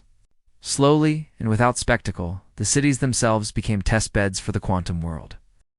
Vienna was one of the first to feel this shift. Anton Zillinger and his collaborators, long masters of optical ingenuity, looked beyond their lab walls and saw a ready-made network running under the old imperial streets. In the late 1990s and early 2000s, they began feeding entangled photons into existing fiber lines, sending them not just across the Danube as they had done before, but through kilometers of buried glass toward other university buildings and research institutes scattered across the city. There were no banners or public warnings. Most Viennese went about their evening walks unaware that below their feet tiny pulses of light were racing, each one tied to a partner and obeying no local story. The scientists, meanwhile, watched coincidence counters glow with events that confirmed quantum predictions over distances once thought sphlotical and cluttered urban terrain. Boston followed in its own way, shaped by its dense academic landscape. Around 2003, research groups linked to Harvard, MIT, and Boston University began testing entanglement distribution through the tangle of fiber crisscrossing Cambridge and beyond. They repurposed dark fiber, unused strands originally laid for future telecommunication growth. To send single photons between anonymous switching rooms and rooftop nodes, the challenges were different here. Underground ducts crowded with legacy cables, vibrations from subway lines, temperature swings that made fiber lengths subtly shift and threatened timing precision. Yet night after night, graduate students hunched in server closets and rented basement rooms, coaxing their delicate signals past the interference of a living city. The success was not cinematic, but profound. Quantum entanglement proving robust in an environment of heat vents, traffic, rumble, and constant digital noise. Shanghai added a different scale and ambition. By the mid-2010s, Chinese researchers had already proven their appetite for large quantum communication efforts with the MISHA satellite. On the ground, they built an expansive 2,000-kilometer quantum fiber backbone between Beijing and Shanghai. But they also tested shorter, denser links inside Shanghai itself. In buildings that looked no different from banks or offices, quantum repeaters and entangled photon sources sat humming. Some stations were hidden behind unmarked doors in telecom facilities. Others were tucked into ordinary research labs. The city's modern infrastructure, vast cable conduits, high-rise rooftops, and controlled access network hubs became a playground for physicists, turning urban sprawl into an experimental map for secure quantum links. What made this migration from isolated labs to crowded cities remarkable was how little the outside world changed. People crossing bridges in Vienna waiting for the Red Line in Boston, or walking the Bund in Shanghai, had no sense that physics once debated by Einstein and Bohr was riding alongside them. Yet the presence of those entangled photons forced subtle adaptations in the infrastructure itself. Fibers that were good enough for internet signals were not always good enough for single photons. Splices and bends could swallow fragile quantum states. Engineers worked quietly at night to lay new low-loss segments, to reroute cables away from electrical noise, to add timing and synchronization gear precise to billionths of a second. Ordinary telecom closets gained cryostats, and single-photon detectors cooled near absolute zero. Devices that would seem alien to the technicians, who once only worried about bandwidth and routers. This quiet urbanization of quantum experiments also reshaped how governments and companies thought about networks. Until then, quantum work was something exotic and contained. Now it was slipping into the backbone of cities, proof that the same streets carrying power and commerce could also carry the fabric of future, secure communication, and distributed quantum computing. Policymakers began to notice not just satellites but fiber corridors, asking who owned them and who could access the dark strands beneath downtown districts. Private firms partnered with research groups to test quantum key distribution over commercial networks. Imagining future services for banks and data centers, for the scientists, the city became both challenge and muse. Noise, vibration, thermal drift, and sheer human chaos pushed them to refine techniques, to design better error correction, better synchronization, and stronger sources. Yet there was also a kind of poetry in watching theories survive contact with the messy real world. Quantum entanglement, once a fragile ghost coaxed from carefully cooled atoms, was now robust enough to ride along tram tracks and under busy marketplaces. At night, when much of the city quieted, the work often felt almost secret. In Vienna, narrow side streets might echo only with footsteps. But far below, entangled pairs still zipped through fiber toward distant labs. In Boston, technicians carried laptop cases into anonymous network closets after midnight to check alignment and timing while janitors swept nearby. In Shanghai, under neon signs and river lights, key stations for the quantum backbone glowed behind closed doors. The city's pulse and the quantum pulse merged, one ancient and bustling, the other new and so faint it would vanish if looked at wrongly. This quiet occupation of urban space by quantum experiments was not just technical progress, it was cultural.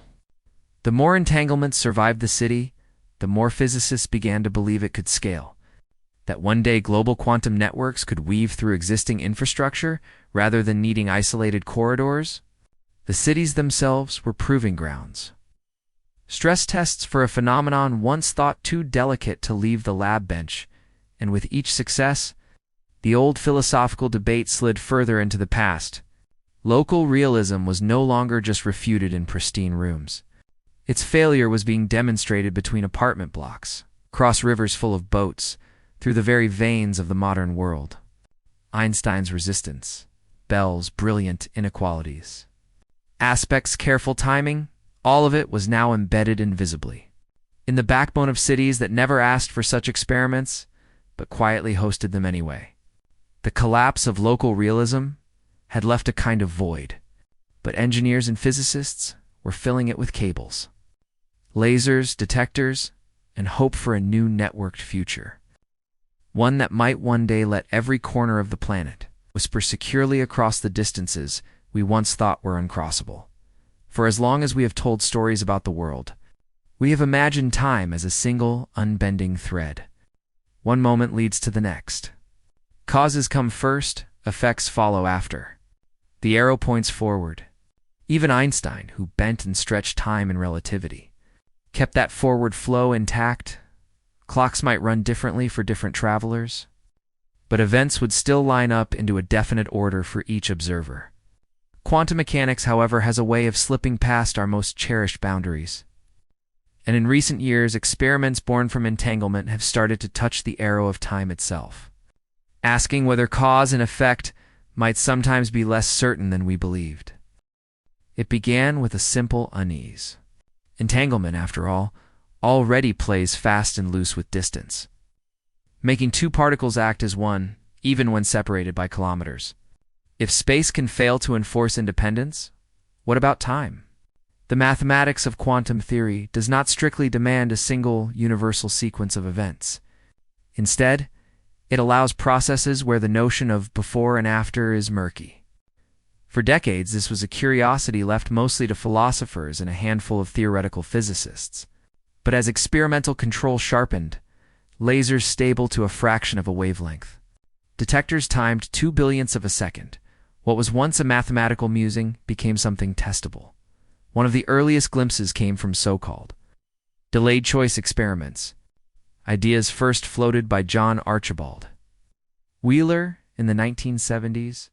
Wheeler imagined a setup where a photon passes through a beam splitter, and then, only after it is already on its way, the experimenter decides whether to observe it as a particle or a wave.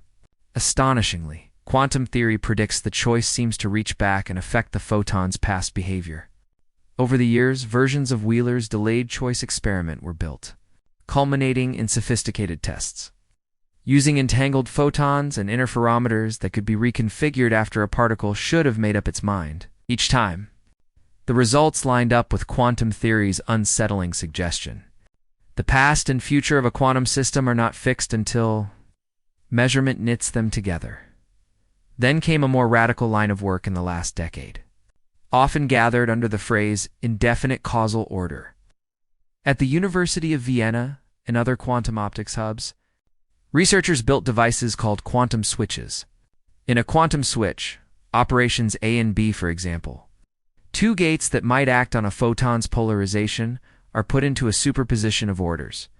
Instead of a happening before B or B before A, the system evolves in a state where both sequences coexist until measurement forces a definite ordering. Experiments with single photons running through cleverly arranged interferometers confirmed the effect. The process behaves as though the question, what happened first, simply has no answer until the quantum state is resolved. These results do not yet let us send messages to the past or break causality in the classical sense, but they reveal that at a deep level the sequence of events can be as well fluid as the position of an electron before it is. Observe, this blurring of temporal order touches a nerve because our everyday reasoning depends on solid chains of cause and effect. We believe that turning a key starts a car because the twist came first. We comfort ourselves that tomorrow will follow today in a clean line. Even in physics, the concept of a causal structure, who can influence whom and in what order, is the scaffold for relativity in all our field theories. Yet quantum experiments whisper that this scaffolding may not be absolute. two entangled events can resist clear ordering. And quantum information theory now treats indefinite causal order not as an oddity, but as a possible resource. With proposals for tasks where a process that is both before and after can outperform any fixed sequence. The discomfort here is quiet but deep. Unlike the death of local realism, which at least left space-time intact, this time question presses on the flow of experience itself. If the universe allows processes without a single temporal narrative, what does that say about the way reality unfolds? Some philosophers argue that we are seeing the outlines of a block universe where past, present, and future exist all at once, and our sense of flow is an emergent story. Others push for more radical views. Time might be a property that only arises when quantum systems decohere and interact with something like an environment. Before that, there is no definite then. In the laboratory, the implications are already practical.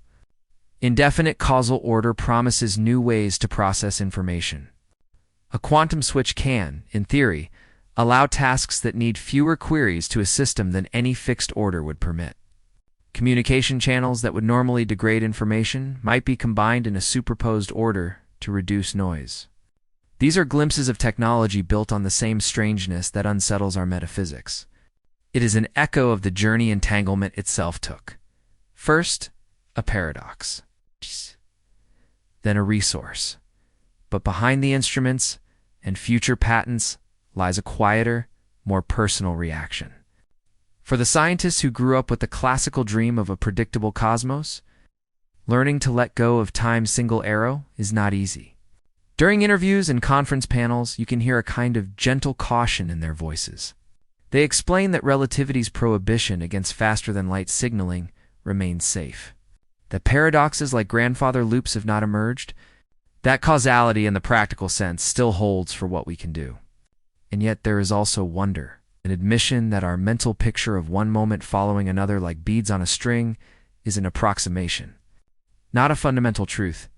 It is strange to stand in a modern quantum optics lab and realize what is being asked.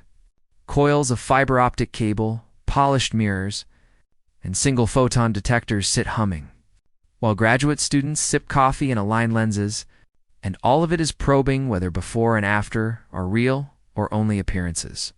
The old arrow of time has not vanished. In the macroscopic world of clocks and tides, it rules without question. But in the quiet places where entanglement and superposition reign, the arrow flickers, bends, and sometimes disappears, leaving only a web of relationships waiting for a final click of measurement to choose an order. That is perhaps the deepest discomfort of all.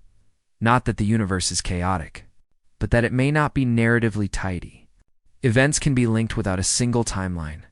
Influence can exist without classical sequence. We live our lives trusting cause to lead and effect to follow. Yet beneath that trust is a domain where time itself is as undetermined as the particles that inhabit it. From this realization flows both unease and a strange exhilaration. The universe is more supple than our stories, and in its supple depths lie possibilities still unfolding, waiting for us to observe, and by observing, to choose how the arrow points if it points at all.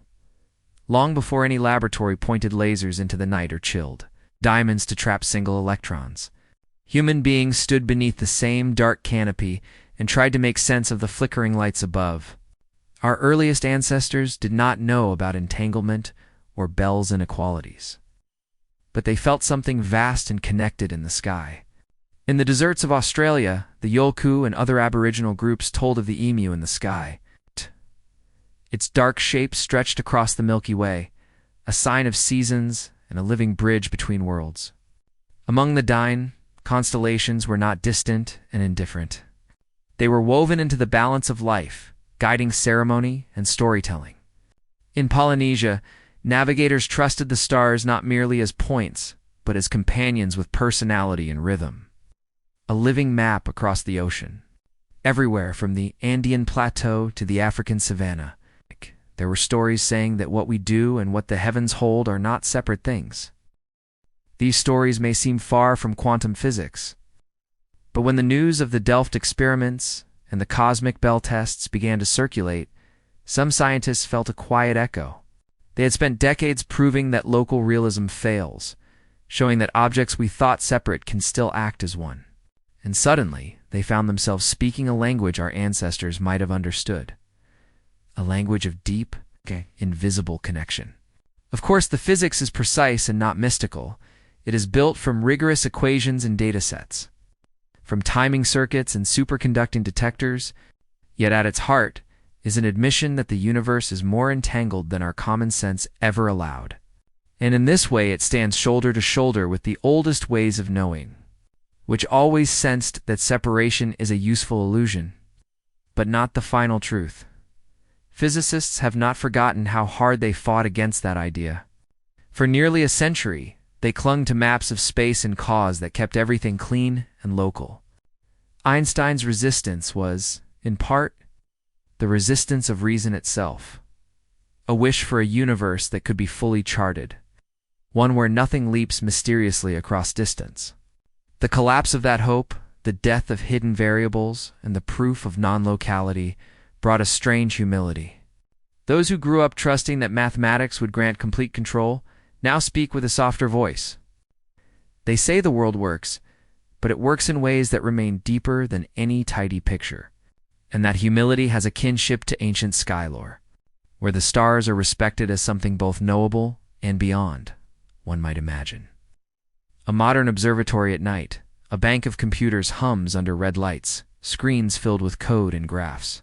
A physicist steps outside for air and looks up at the same stars. Their instruments have been using as cosmic randomizers to close a loophole. Those stars might have first burned while trilobites swam in shallow seas, their light older than every human city. The experimenter knows the photons they catch are ancient, impartial, yet somehow now enlisted to help answer Einstein's questions. In that moment, the work feels not just technical, but almost ceremonial, a conversation between new and old ways of seeing. The sky is still alive, but now it speaks through datasets and error bars. Some scientists have even begun to acknowledge this connection more openly. David Kaiser at MIT, who helped drive the cosmic bell tests, often talks about how choosing starlight as a random source felt like giving the universe a voice in our measurements. Panjianwei, whose Mahias satellite beams entanglement down to Earth, tells stories about watching the night sky as a boy in Anhui province, and now sending quantum messages through it. The narrative of control, that we would someday master and chart every hidden corner, has softened into one of dialogue and respect. Our models are powerful, but they are still models, and the cosmos is under no obligation to behave simply because we hope it will. This shift also ripples outward into culture. Writers and artists have seized on entanglement as metaphor, just as they once seized on relativity. Poets speak of distant lovers, quantum entangled. Painters play with threads of light across dark canvases. Storytellers blend the image of the dreaming sky with the subtle unity physics now confirms.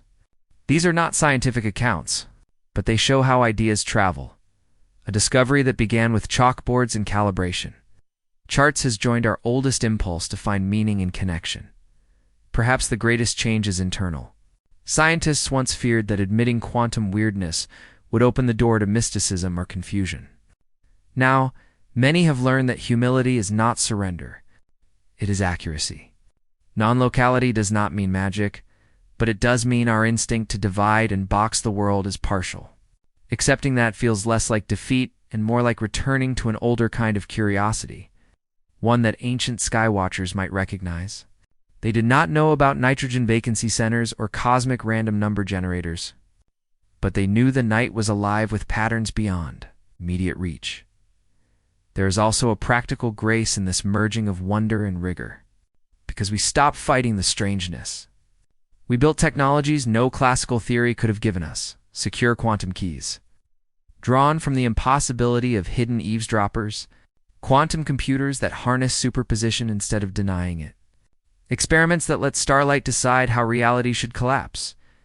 Our ancestors once told stories to feel safe under the infinite. We tell new ones with equations, but the wish is the same, to find a place inside a vast, connected world. Imagine then A future evening where a young researcher in Vienna or Shanghai explains to a grandparent how their lab uses entanglement to keep communications safe. Perhaps that grandparent once told them an old sky story about paths joining across distance. They would smile at the thought that the oldest and newest stories meet somewhere above their heads, where photons still travel from stars older than Earth to decide what is real. Quantum physics did not kill wonder. It gave us new reasons for it and new humility about our reach.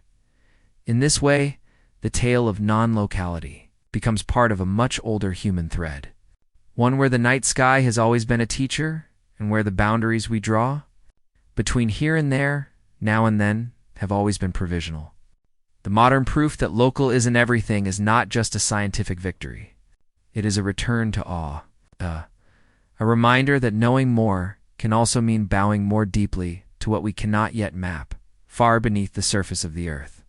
Where long tunnels loop like buried rivers and magnets colder than deep space hold their silent charge. The search for the universe's hidden logic goes on. It is easy to forget, after hearing that local realism has failed, and that quantum theory rules, even at a distance. That these revelations are not an end, but a call to keep digging. The great accelerators at CERN near Geneva, at Fermilab outside Chicago, and in other scattered places are pilgrim sites for this next stage, places where thousands of people gather not in prayer but in shared belief that the smallest pieces of matter still hold unfinished stories. The Large Hadron Collider at CERN is the largest of these pilgrimages, a 27-kilometer ring buried under French and Swiss farmland and pastures. Inside it, superconducting magnets steer to beams of protons until they collide with energies once only found in the first fractions of a second after the Big Bang. Each collision is a microscopic storm. Particles appear and vanish, leaving faint tracks in detectors so large they could swallow cathedrals. It was here in 2012 that the Higgs boson finally showed itself, confirming the mechanism that gives particles mass. But the experiments at CERN are not just about the Higgs. They also test the quantum structure of space, the subtle differences between matter and antimatter, and the possibility of forces we have not yet named. Many of the physicists who spend their lives here were trained on the lessons of non-locality. They know entanglement is real and powerful, and they use it both as a tool and as a clue. Searching for the rules behind the strange unity, the Delft night confirmed. Fermilab, older but still alive with ambition, has its own sacred hallways. Its Tevatron once rivaled CERN before shutting down. And now new experiments like Moon G2 and neutrino projects such as Dune take the stage. Muons, heavier cousins of the electrons, spin in storage rings while teams watch for deviations in their magnetic moment.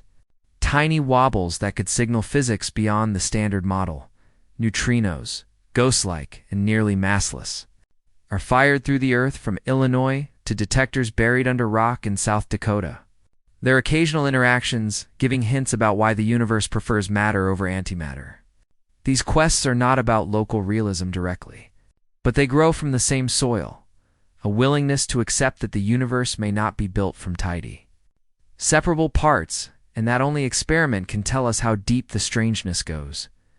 Inside the LHCb experiment at CERN, dedicated to studying the subtle decays of particles called B mesons, there is an almost monastic patience. B mesons and their antimatter twins flicker into existence for trillionths of a second and then break apart in ways that could reveal cracks in our current understanding. LHCb's detectors measure the angles and energies of the resulting showers with obsessive care, hoping for anomalies, asymmetries in matter and antimatter that might explain why we are here at all. The people who calibrate these detectors, who chase down every whisper of error, often speak of their work as a continuation of the same tradition that brought us. Bell's inequalities. You cannot trust intuition alone. You must ask the particles themselves. The connection to non-locality runs deeper than a shared spirit of testing. Many of the technologies that make these colliders and detectors possible grew directly from quantum optics and the precision demands of earlier Bell tests. Timing systems capable of synchronizing events across kilometers of tunnel with sub-nanosecond accuracy have cousins in the systems that once flipped polarizers fast enough to rule out local signals. Single photon detectors, now standard in some accelerator experiments and in particle astrophysics, matured in the laboratories that proved entanglement across cities. Even the data analysis, the statistical frameworks used to rule out hidden explanations, were sharpened by decades of testing local realism. But perhaps the deeper reason these machines feel like pilgrimages after the death of local realism is psychological. Physicists lost a comforting story. They want a new one. They know the quantum world is non-local, but they want to know why it organizes itself into the particles and forces we see, why it bothers to have symmetries and conservation laws, why space-time itself seems to hold together when its building blocks defy common sense. When you stand in the cavern of Atlas or CMS, enormous detectors layered like jeweled onions, you feel that hunger. Every sensor is a question mark. Every stored collision is an invitation to push beyond the standard. Model to whatever deeper order lies beneath. The pilgrimages also have a public face. Visitors to CERN walk long tunnels and look at murals of Feynman diagrams. School groups stand in awe under giant steel rings. Fermilab's prairie grounds host art and bison while neutrinos speed silently underground. These spaces have become secular temples, reminders that the search for meaning did not end with Galileo's telescope or with Einstein's field equations, but goes on. Now with superconducting wire and vacuum chambers instead of parchment and ink, even those who do not know the details sense that something profound is happening where humans build machines to speak with particles. And in quiet corners of those campuses, conversations drift back to the same humility expressed after the Delft experiments. The standard model is astonishingly successful, yet clearly incomplete. Gravity and quantum mechanics still stare at each other across a gap no one has bridged. Some hope that entanglement itself will one day be part of the answer, that space-time geometry and quantum information are linked, as new theories suggest. The very non-locality once proved reluctantly might be the thread tying the universe's fabric. The reason why particles arrange themselves, and why time and space emerge at all. So the work continues under layers of concrete and farmland. An ongoing pilgrimage to places where the world's smallest building blocks collide and reveal new notes in their secret music. Each night, computers hum as data pours in from detectors wider than houses. Each morning, new plots appear, some confirming what we know, some hinting at cracks. These pilgrimages are born of the same impulse that looked at the night sky and asked for meaning, but they are sharpened by the hard lesson of quantum reality. No comforting map will be handed to us. We must build our own, one collision at a time. Across rings of light where new particles whisper and perhaps, someday, answer why the world knits itself together at all. When the first clean, loophole-free Bell tests came back, and the last refuge of local realism quietly closed. The conversation among physicists did not stop at circuitry and measurement error. After the celebration and the technical papers, there were long, searching conversations in offices and conference hallways about what it all meant beyond detectors and cables. For if the smallest pieces of the world do not hold fixed properties until they are measured, and if entangled partners somehow coordinate outcomes across distances without any local chain of cause, then the neat clockwork image of the universe, an image that gave comfort to both science and philosophy for centuries, no longer holds. And whenever determinism trembles, people begin to ask about choice. It is important to be careful here, because quantum mechanics has been misused before as a kind of mystical license. The failure of local realism does not hand us magical powers. It does not mean minds reach across space or rewrite destiny. What it does mean is subtler and perhaps stranger. The future is not fully written in the kind of fine ink that Einstein hoped for. A particle's properties are not decided in secret long before we touch them. Some part of reality is not settled until interaction, until measurement, until the moment something happens. And that unsettled quality seems to stretch between entangled partners, no matter how far apart they fly. For thinkers steeped in determinism, this is unsettling. The idea that if one knew every variable, one could predict the whole future, that Laplace's demon could, in principle, see all falters here. Bell showed that any hidden variable scheme must either be non-local or surrender to randomness. Delft and its cousins showed the universe chooses non-locality and indeterminacy. So the map of everything Einstein wanted has blank spaces where possibilities live until the moment of contact. But that is not the same as saying we now prove free will. Most physicists remain cautious. They point out that quantum randomness is not the same as agency. A dice throw is unpredictable but not chosen. Still, something has shifted. The future cannot be said to be wholly fixed and marching toward us. It has degrees of openness. Experiments confirm that there is no secret deterministic script that stays hidden yet local, at least at the foundational level. The world has room for genuine contingency. Philosophers have seized on this opening and argued over its meaning. Some speak of compatibilism, the old idea that free will and physics can coexist because the will is not about absolute randomness but about patterns of cause inside a conscious agent. In their view, quantum indeterminacy does not give us control, but it breaks the total predestination that pure classical mechanics implied. And that break may be enough to allow our choices to matter without being completely scripted. Others imagine that decision and observation participate together in collapsing possibilities. This does not mean the mind controls reality. It means the act of interaction, of being part of the world, helps bring one of many futures into the present. A click in a detector, a neuron firing, a word spoken, each is a moment where one branch among many becomes the branch we live. For scientists who dislike speculation, the humility itself is enough. They can no longer say with Einstein's confidence that the future is fully there, whether we see it or not. They can no longer treat measurement as merely uncovering what was. Instead, they say the world is participatory in a precise, non-mystical sense. How we set up an experiment shapes the space of possible outcomes. And some part of reality only crystallizes when interaction occurs. That is a softer, more open picture of existence. The awe that comes with this is different from fear. Fear belonged to the early days, when the loss of determinism felt like the loss of control. But after decades of living with quantum mechanics, after turning entanglement into technology and weaving it through cities and satellites, a quieter respect has replaced panic. The world still works, perhaps more beautifully than before. Its unpredictability is not chaos. It is structured, lawful, but not locked.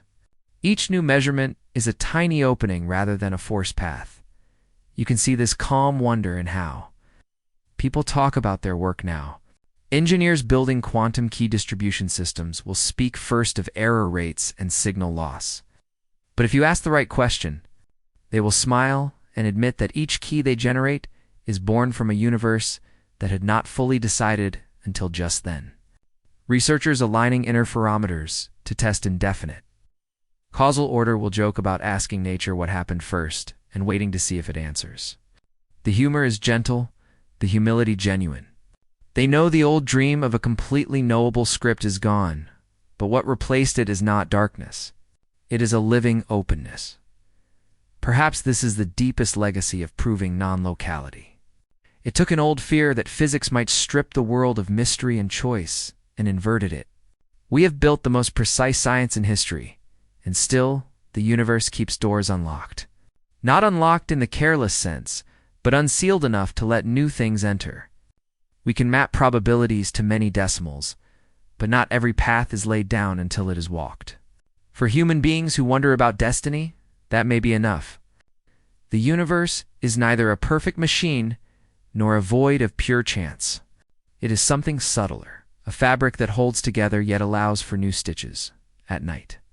A person standing outside one of those great labs, Delft, CERN, Vienna, Shanghai, can look up and think of the light that left stars before there were cities. Of photons older than every memory arriving now, to nudge a randomizer and decide an experiment's fate. In those same moments, each of us is making choices, small and large. It's moving into futures that physics itself says are not wholly fixed. That is not license to believe anything we want. It is an invitation to humility and wonder. The world is lawful and astonishing, but it is not a locked box. After proving non-locality, we know at least this: the doors are there, and some are still open, waiting for us to step through. Long before the first human hand turned a radio dial toward the sky, we had been listening with whatever senses we could spare. At night, our ancestors lay on cool earth and heard only wind and the occasional cry of animals, but above them stretched the silent blaze of stars. That silence drew questions we could not answer and shaped the first myths. But it also set the tone for something enduring, a deep, patient curiosity about what is out there and whether the vastness ever speaks back.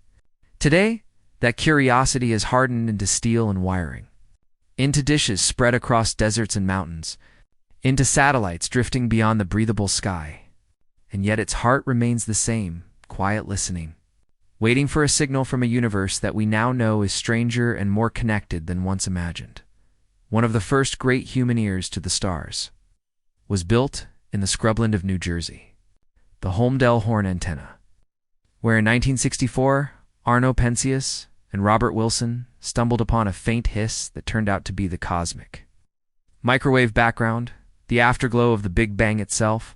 They were not looking for it. They were trying to clean up radio noise for satellite communication, but that faint whisper of ancient light changed our picture of everything. Proof that the cosmos had a hot, dense birth and has been cooling and expanding ever since. The story matters because it shows how listening, even without a precise plan, can yield profound answers. Since then, the ears have multiplied and grown more deliberate. Giant radio dishes at places like Arecibo in Puerto Rico before its collapse, and the Green Bank Telescope in West Virginia have swept the skies for natural signals and, in some projects, artificial ones. The SETI Institute has long pointed arrays toward promising star systems, scanning for patterns that might reveal another intelligence trying to speak across unimaginable distance. In Australia and South Africa, the Square Kilometre Array is rising, a continent-spanning instrument that will, when finished, create the most sensitive radio listening post humanity has ever built.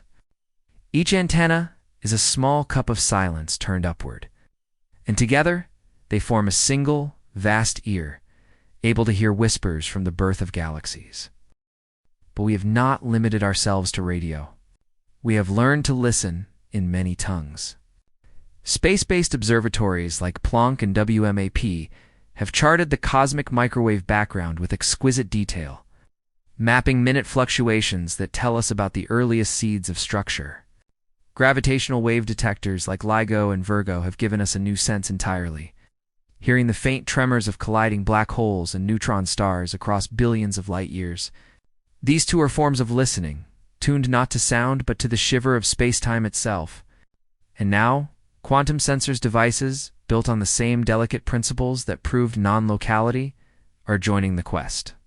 Pushing the boundaries of what faint signals we can detect, the idea that quantum technology, born from experiments showing reality is not locally determined, is now part of our attempt to hear the cosmos, is quietly poetic. In Austria and the Netherlands, laboratories are developing squeezed light interferometers and quantum-enhanced receivers to pull faint signals from background noise. The same single photon detectors that helped prove entanglement across cities are now watching for the weakest cosmic flashes. In a way, the tools that undid Einstein's picture of separable things have become our stethoscope for the universe. Behind all this, engineering lies, something simple and human, the hope of finding our place. Each new instrument is a question asked in metal and cryogenics and software. Are we alone? How did this universe grow? What does it mean that the smallest pieces defy our sense of locality? Even if no alien signal ever comes, the act of listening binds us together. It says we care not just to know, but to belong. There is a quiet unity in this work. At the South Pole, the BICEP telescopes stare through the coldest, driest air to read the faint polarization of ancient light.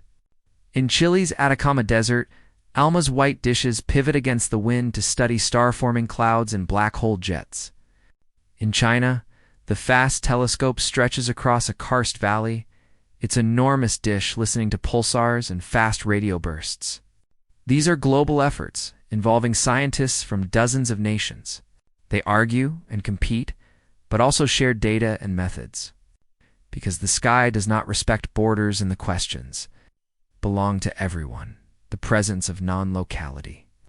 The fact that distance is not the simple boundary we thought adds a strange depth to this listening. If particles can remain connected across kilometers, if the cosmos itself once inflated so rapidly that far regions were once side by side, then perhaps the separations we feel are not absolute. That does not mean we will find easy communion with other minds or worlds, but it suggests that our desire to reach and to know is not naive. The universe already carries relationships that outlast and outrun space. Our listening is in some way echoing what is woven into the fabric of reality. And yet, as always, the results are humbling. Most of the time, the antennas hear only static, cosmic background, the whisper of ancient hydrogen. The messages we receive are slow and cold, the birth of galaxies, the death of stars, the hiss of creation itself. But in that patience there is a kind of peace. We do not control the answer. We can only listen well. After losing the comfort of a fully predetermined world, perhaps this is the right attitude to approach the cosmos as something alive. Not in the mythic sense, but in the sense of ongoing story. Walk through a radio, observatory late at night, and you feel it. Long cables humming. Control rooms lit with soft screens, technicians murmuring to each other while stars blaze unseen overhead. Step outside and the dishes look like silent, waiting creatures against the horizon. Each is pointed not at any one thing, but at the question itself. Our species, newly aware that locality is not the full truth, still reaching, still hopeful, still trying to hear if the rest of the universe has noticed we are here, it is not despairing work. On the contrary, there is a quiet joy in it. Joy in building instruments sensitive enough to catch a single photon born billions of years ago. Joy in collaborating across oceans. Joy in knowing that while we are small, we are not silent. The ear we raise to the stars is built from humility and wonder alike. A recognition that we have proved some deep things, but not tamed them. And that the greatest answers may come not from shouting, but from listening. The night sky has always promised certainty. We have looked up and believed, at least in our quiet hours, that what we see is what is there. Stars with their own fires. Worlds traveling on their own paths, a vast and faithful order stretched across distance. After so many centuries of study, after equations that predicted eclipses and landings on the moon, it was easy to think that the universe would always reward us with stability if only we asked the right questions. Yet here we are, after the long chain of arguments from Einstein to Bell to Delft, standing under those same stars with a softer, stranger understanding. The world is real, it resists fantasy, and yields to measurement. But it is not locally real in the way we assumed. What is here and what is there are not sealed away from each other. Distance is not the wall we believed. It is an unsettling lesson, but also a freeing one. The proof that no simple map of hidden variables lies beneath the quantum world means we cannot retreat to the comfort of a fully predetermined script.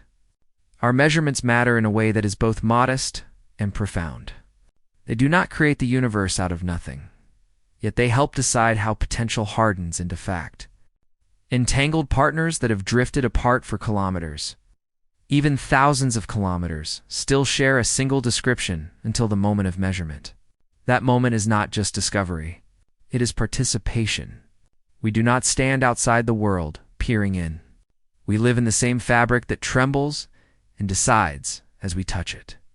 This realization does not destroy the familiar night sky. Stars still burn with nuclear fire, planets still keep their orbits, galaxies still whirl in quiet tides. Our classical experience remains true in its place. The ordinary world has stability because its quantum underpinnings, its multiplied and tangled, wash out the strangeness at large scales. But deep down, the rules are less about separate billiard balls and more about relationships. About webs of possibility and influence that outrun our instinct for neat cause and effect. Local realism has been replaced by something that feels alive and relational rather than cold and mechanical. For many who have worked through these questions, the end is not fear, but humility. There is a temptation to fill the gap left by determinism with fantasy, but the better response is gentler. We can be grateful that the universe is not small enough to fit into our first boxes. We can marvel that the same experiments which closed the old loopholes also gave us tools, quantum keys, quantum computers, quantum sensors, that will change how we live and explore. We can accept that knowledge and mystery can share the same sky.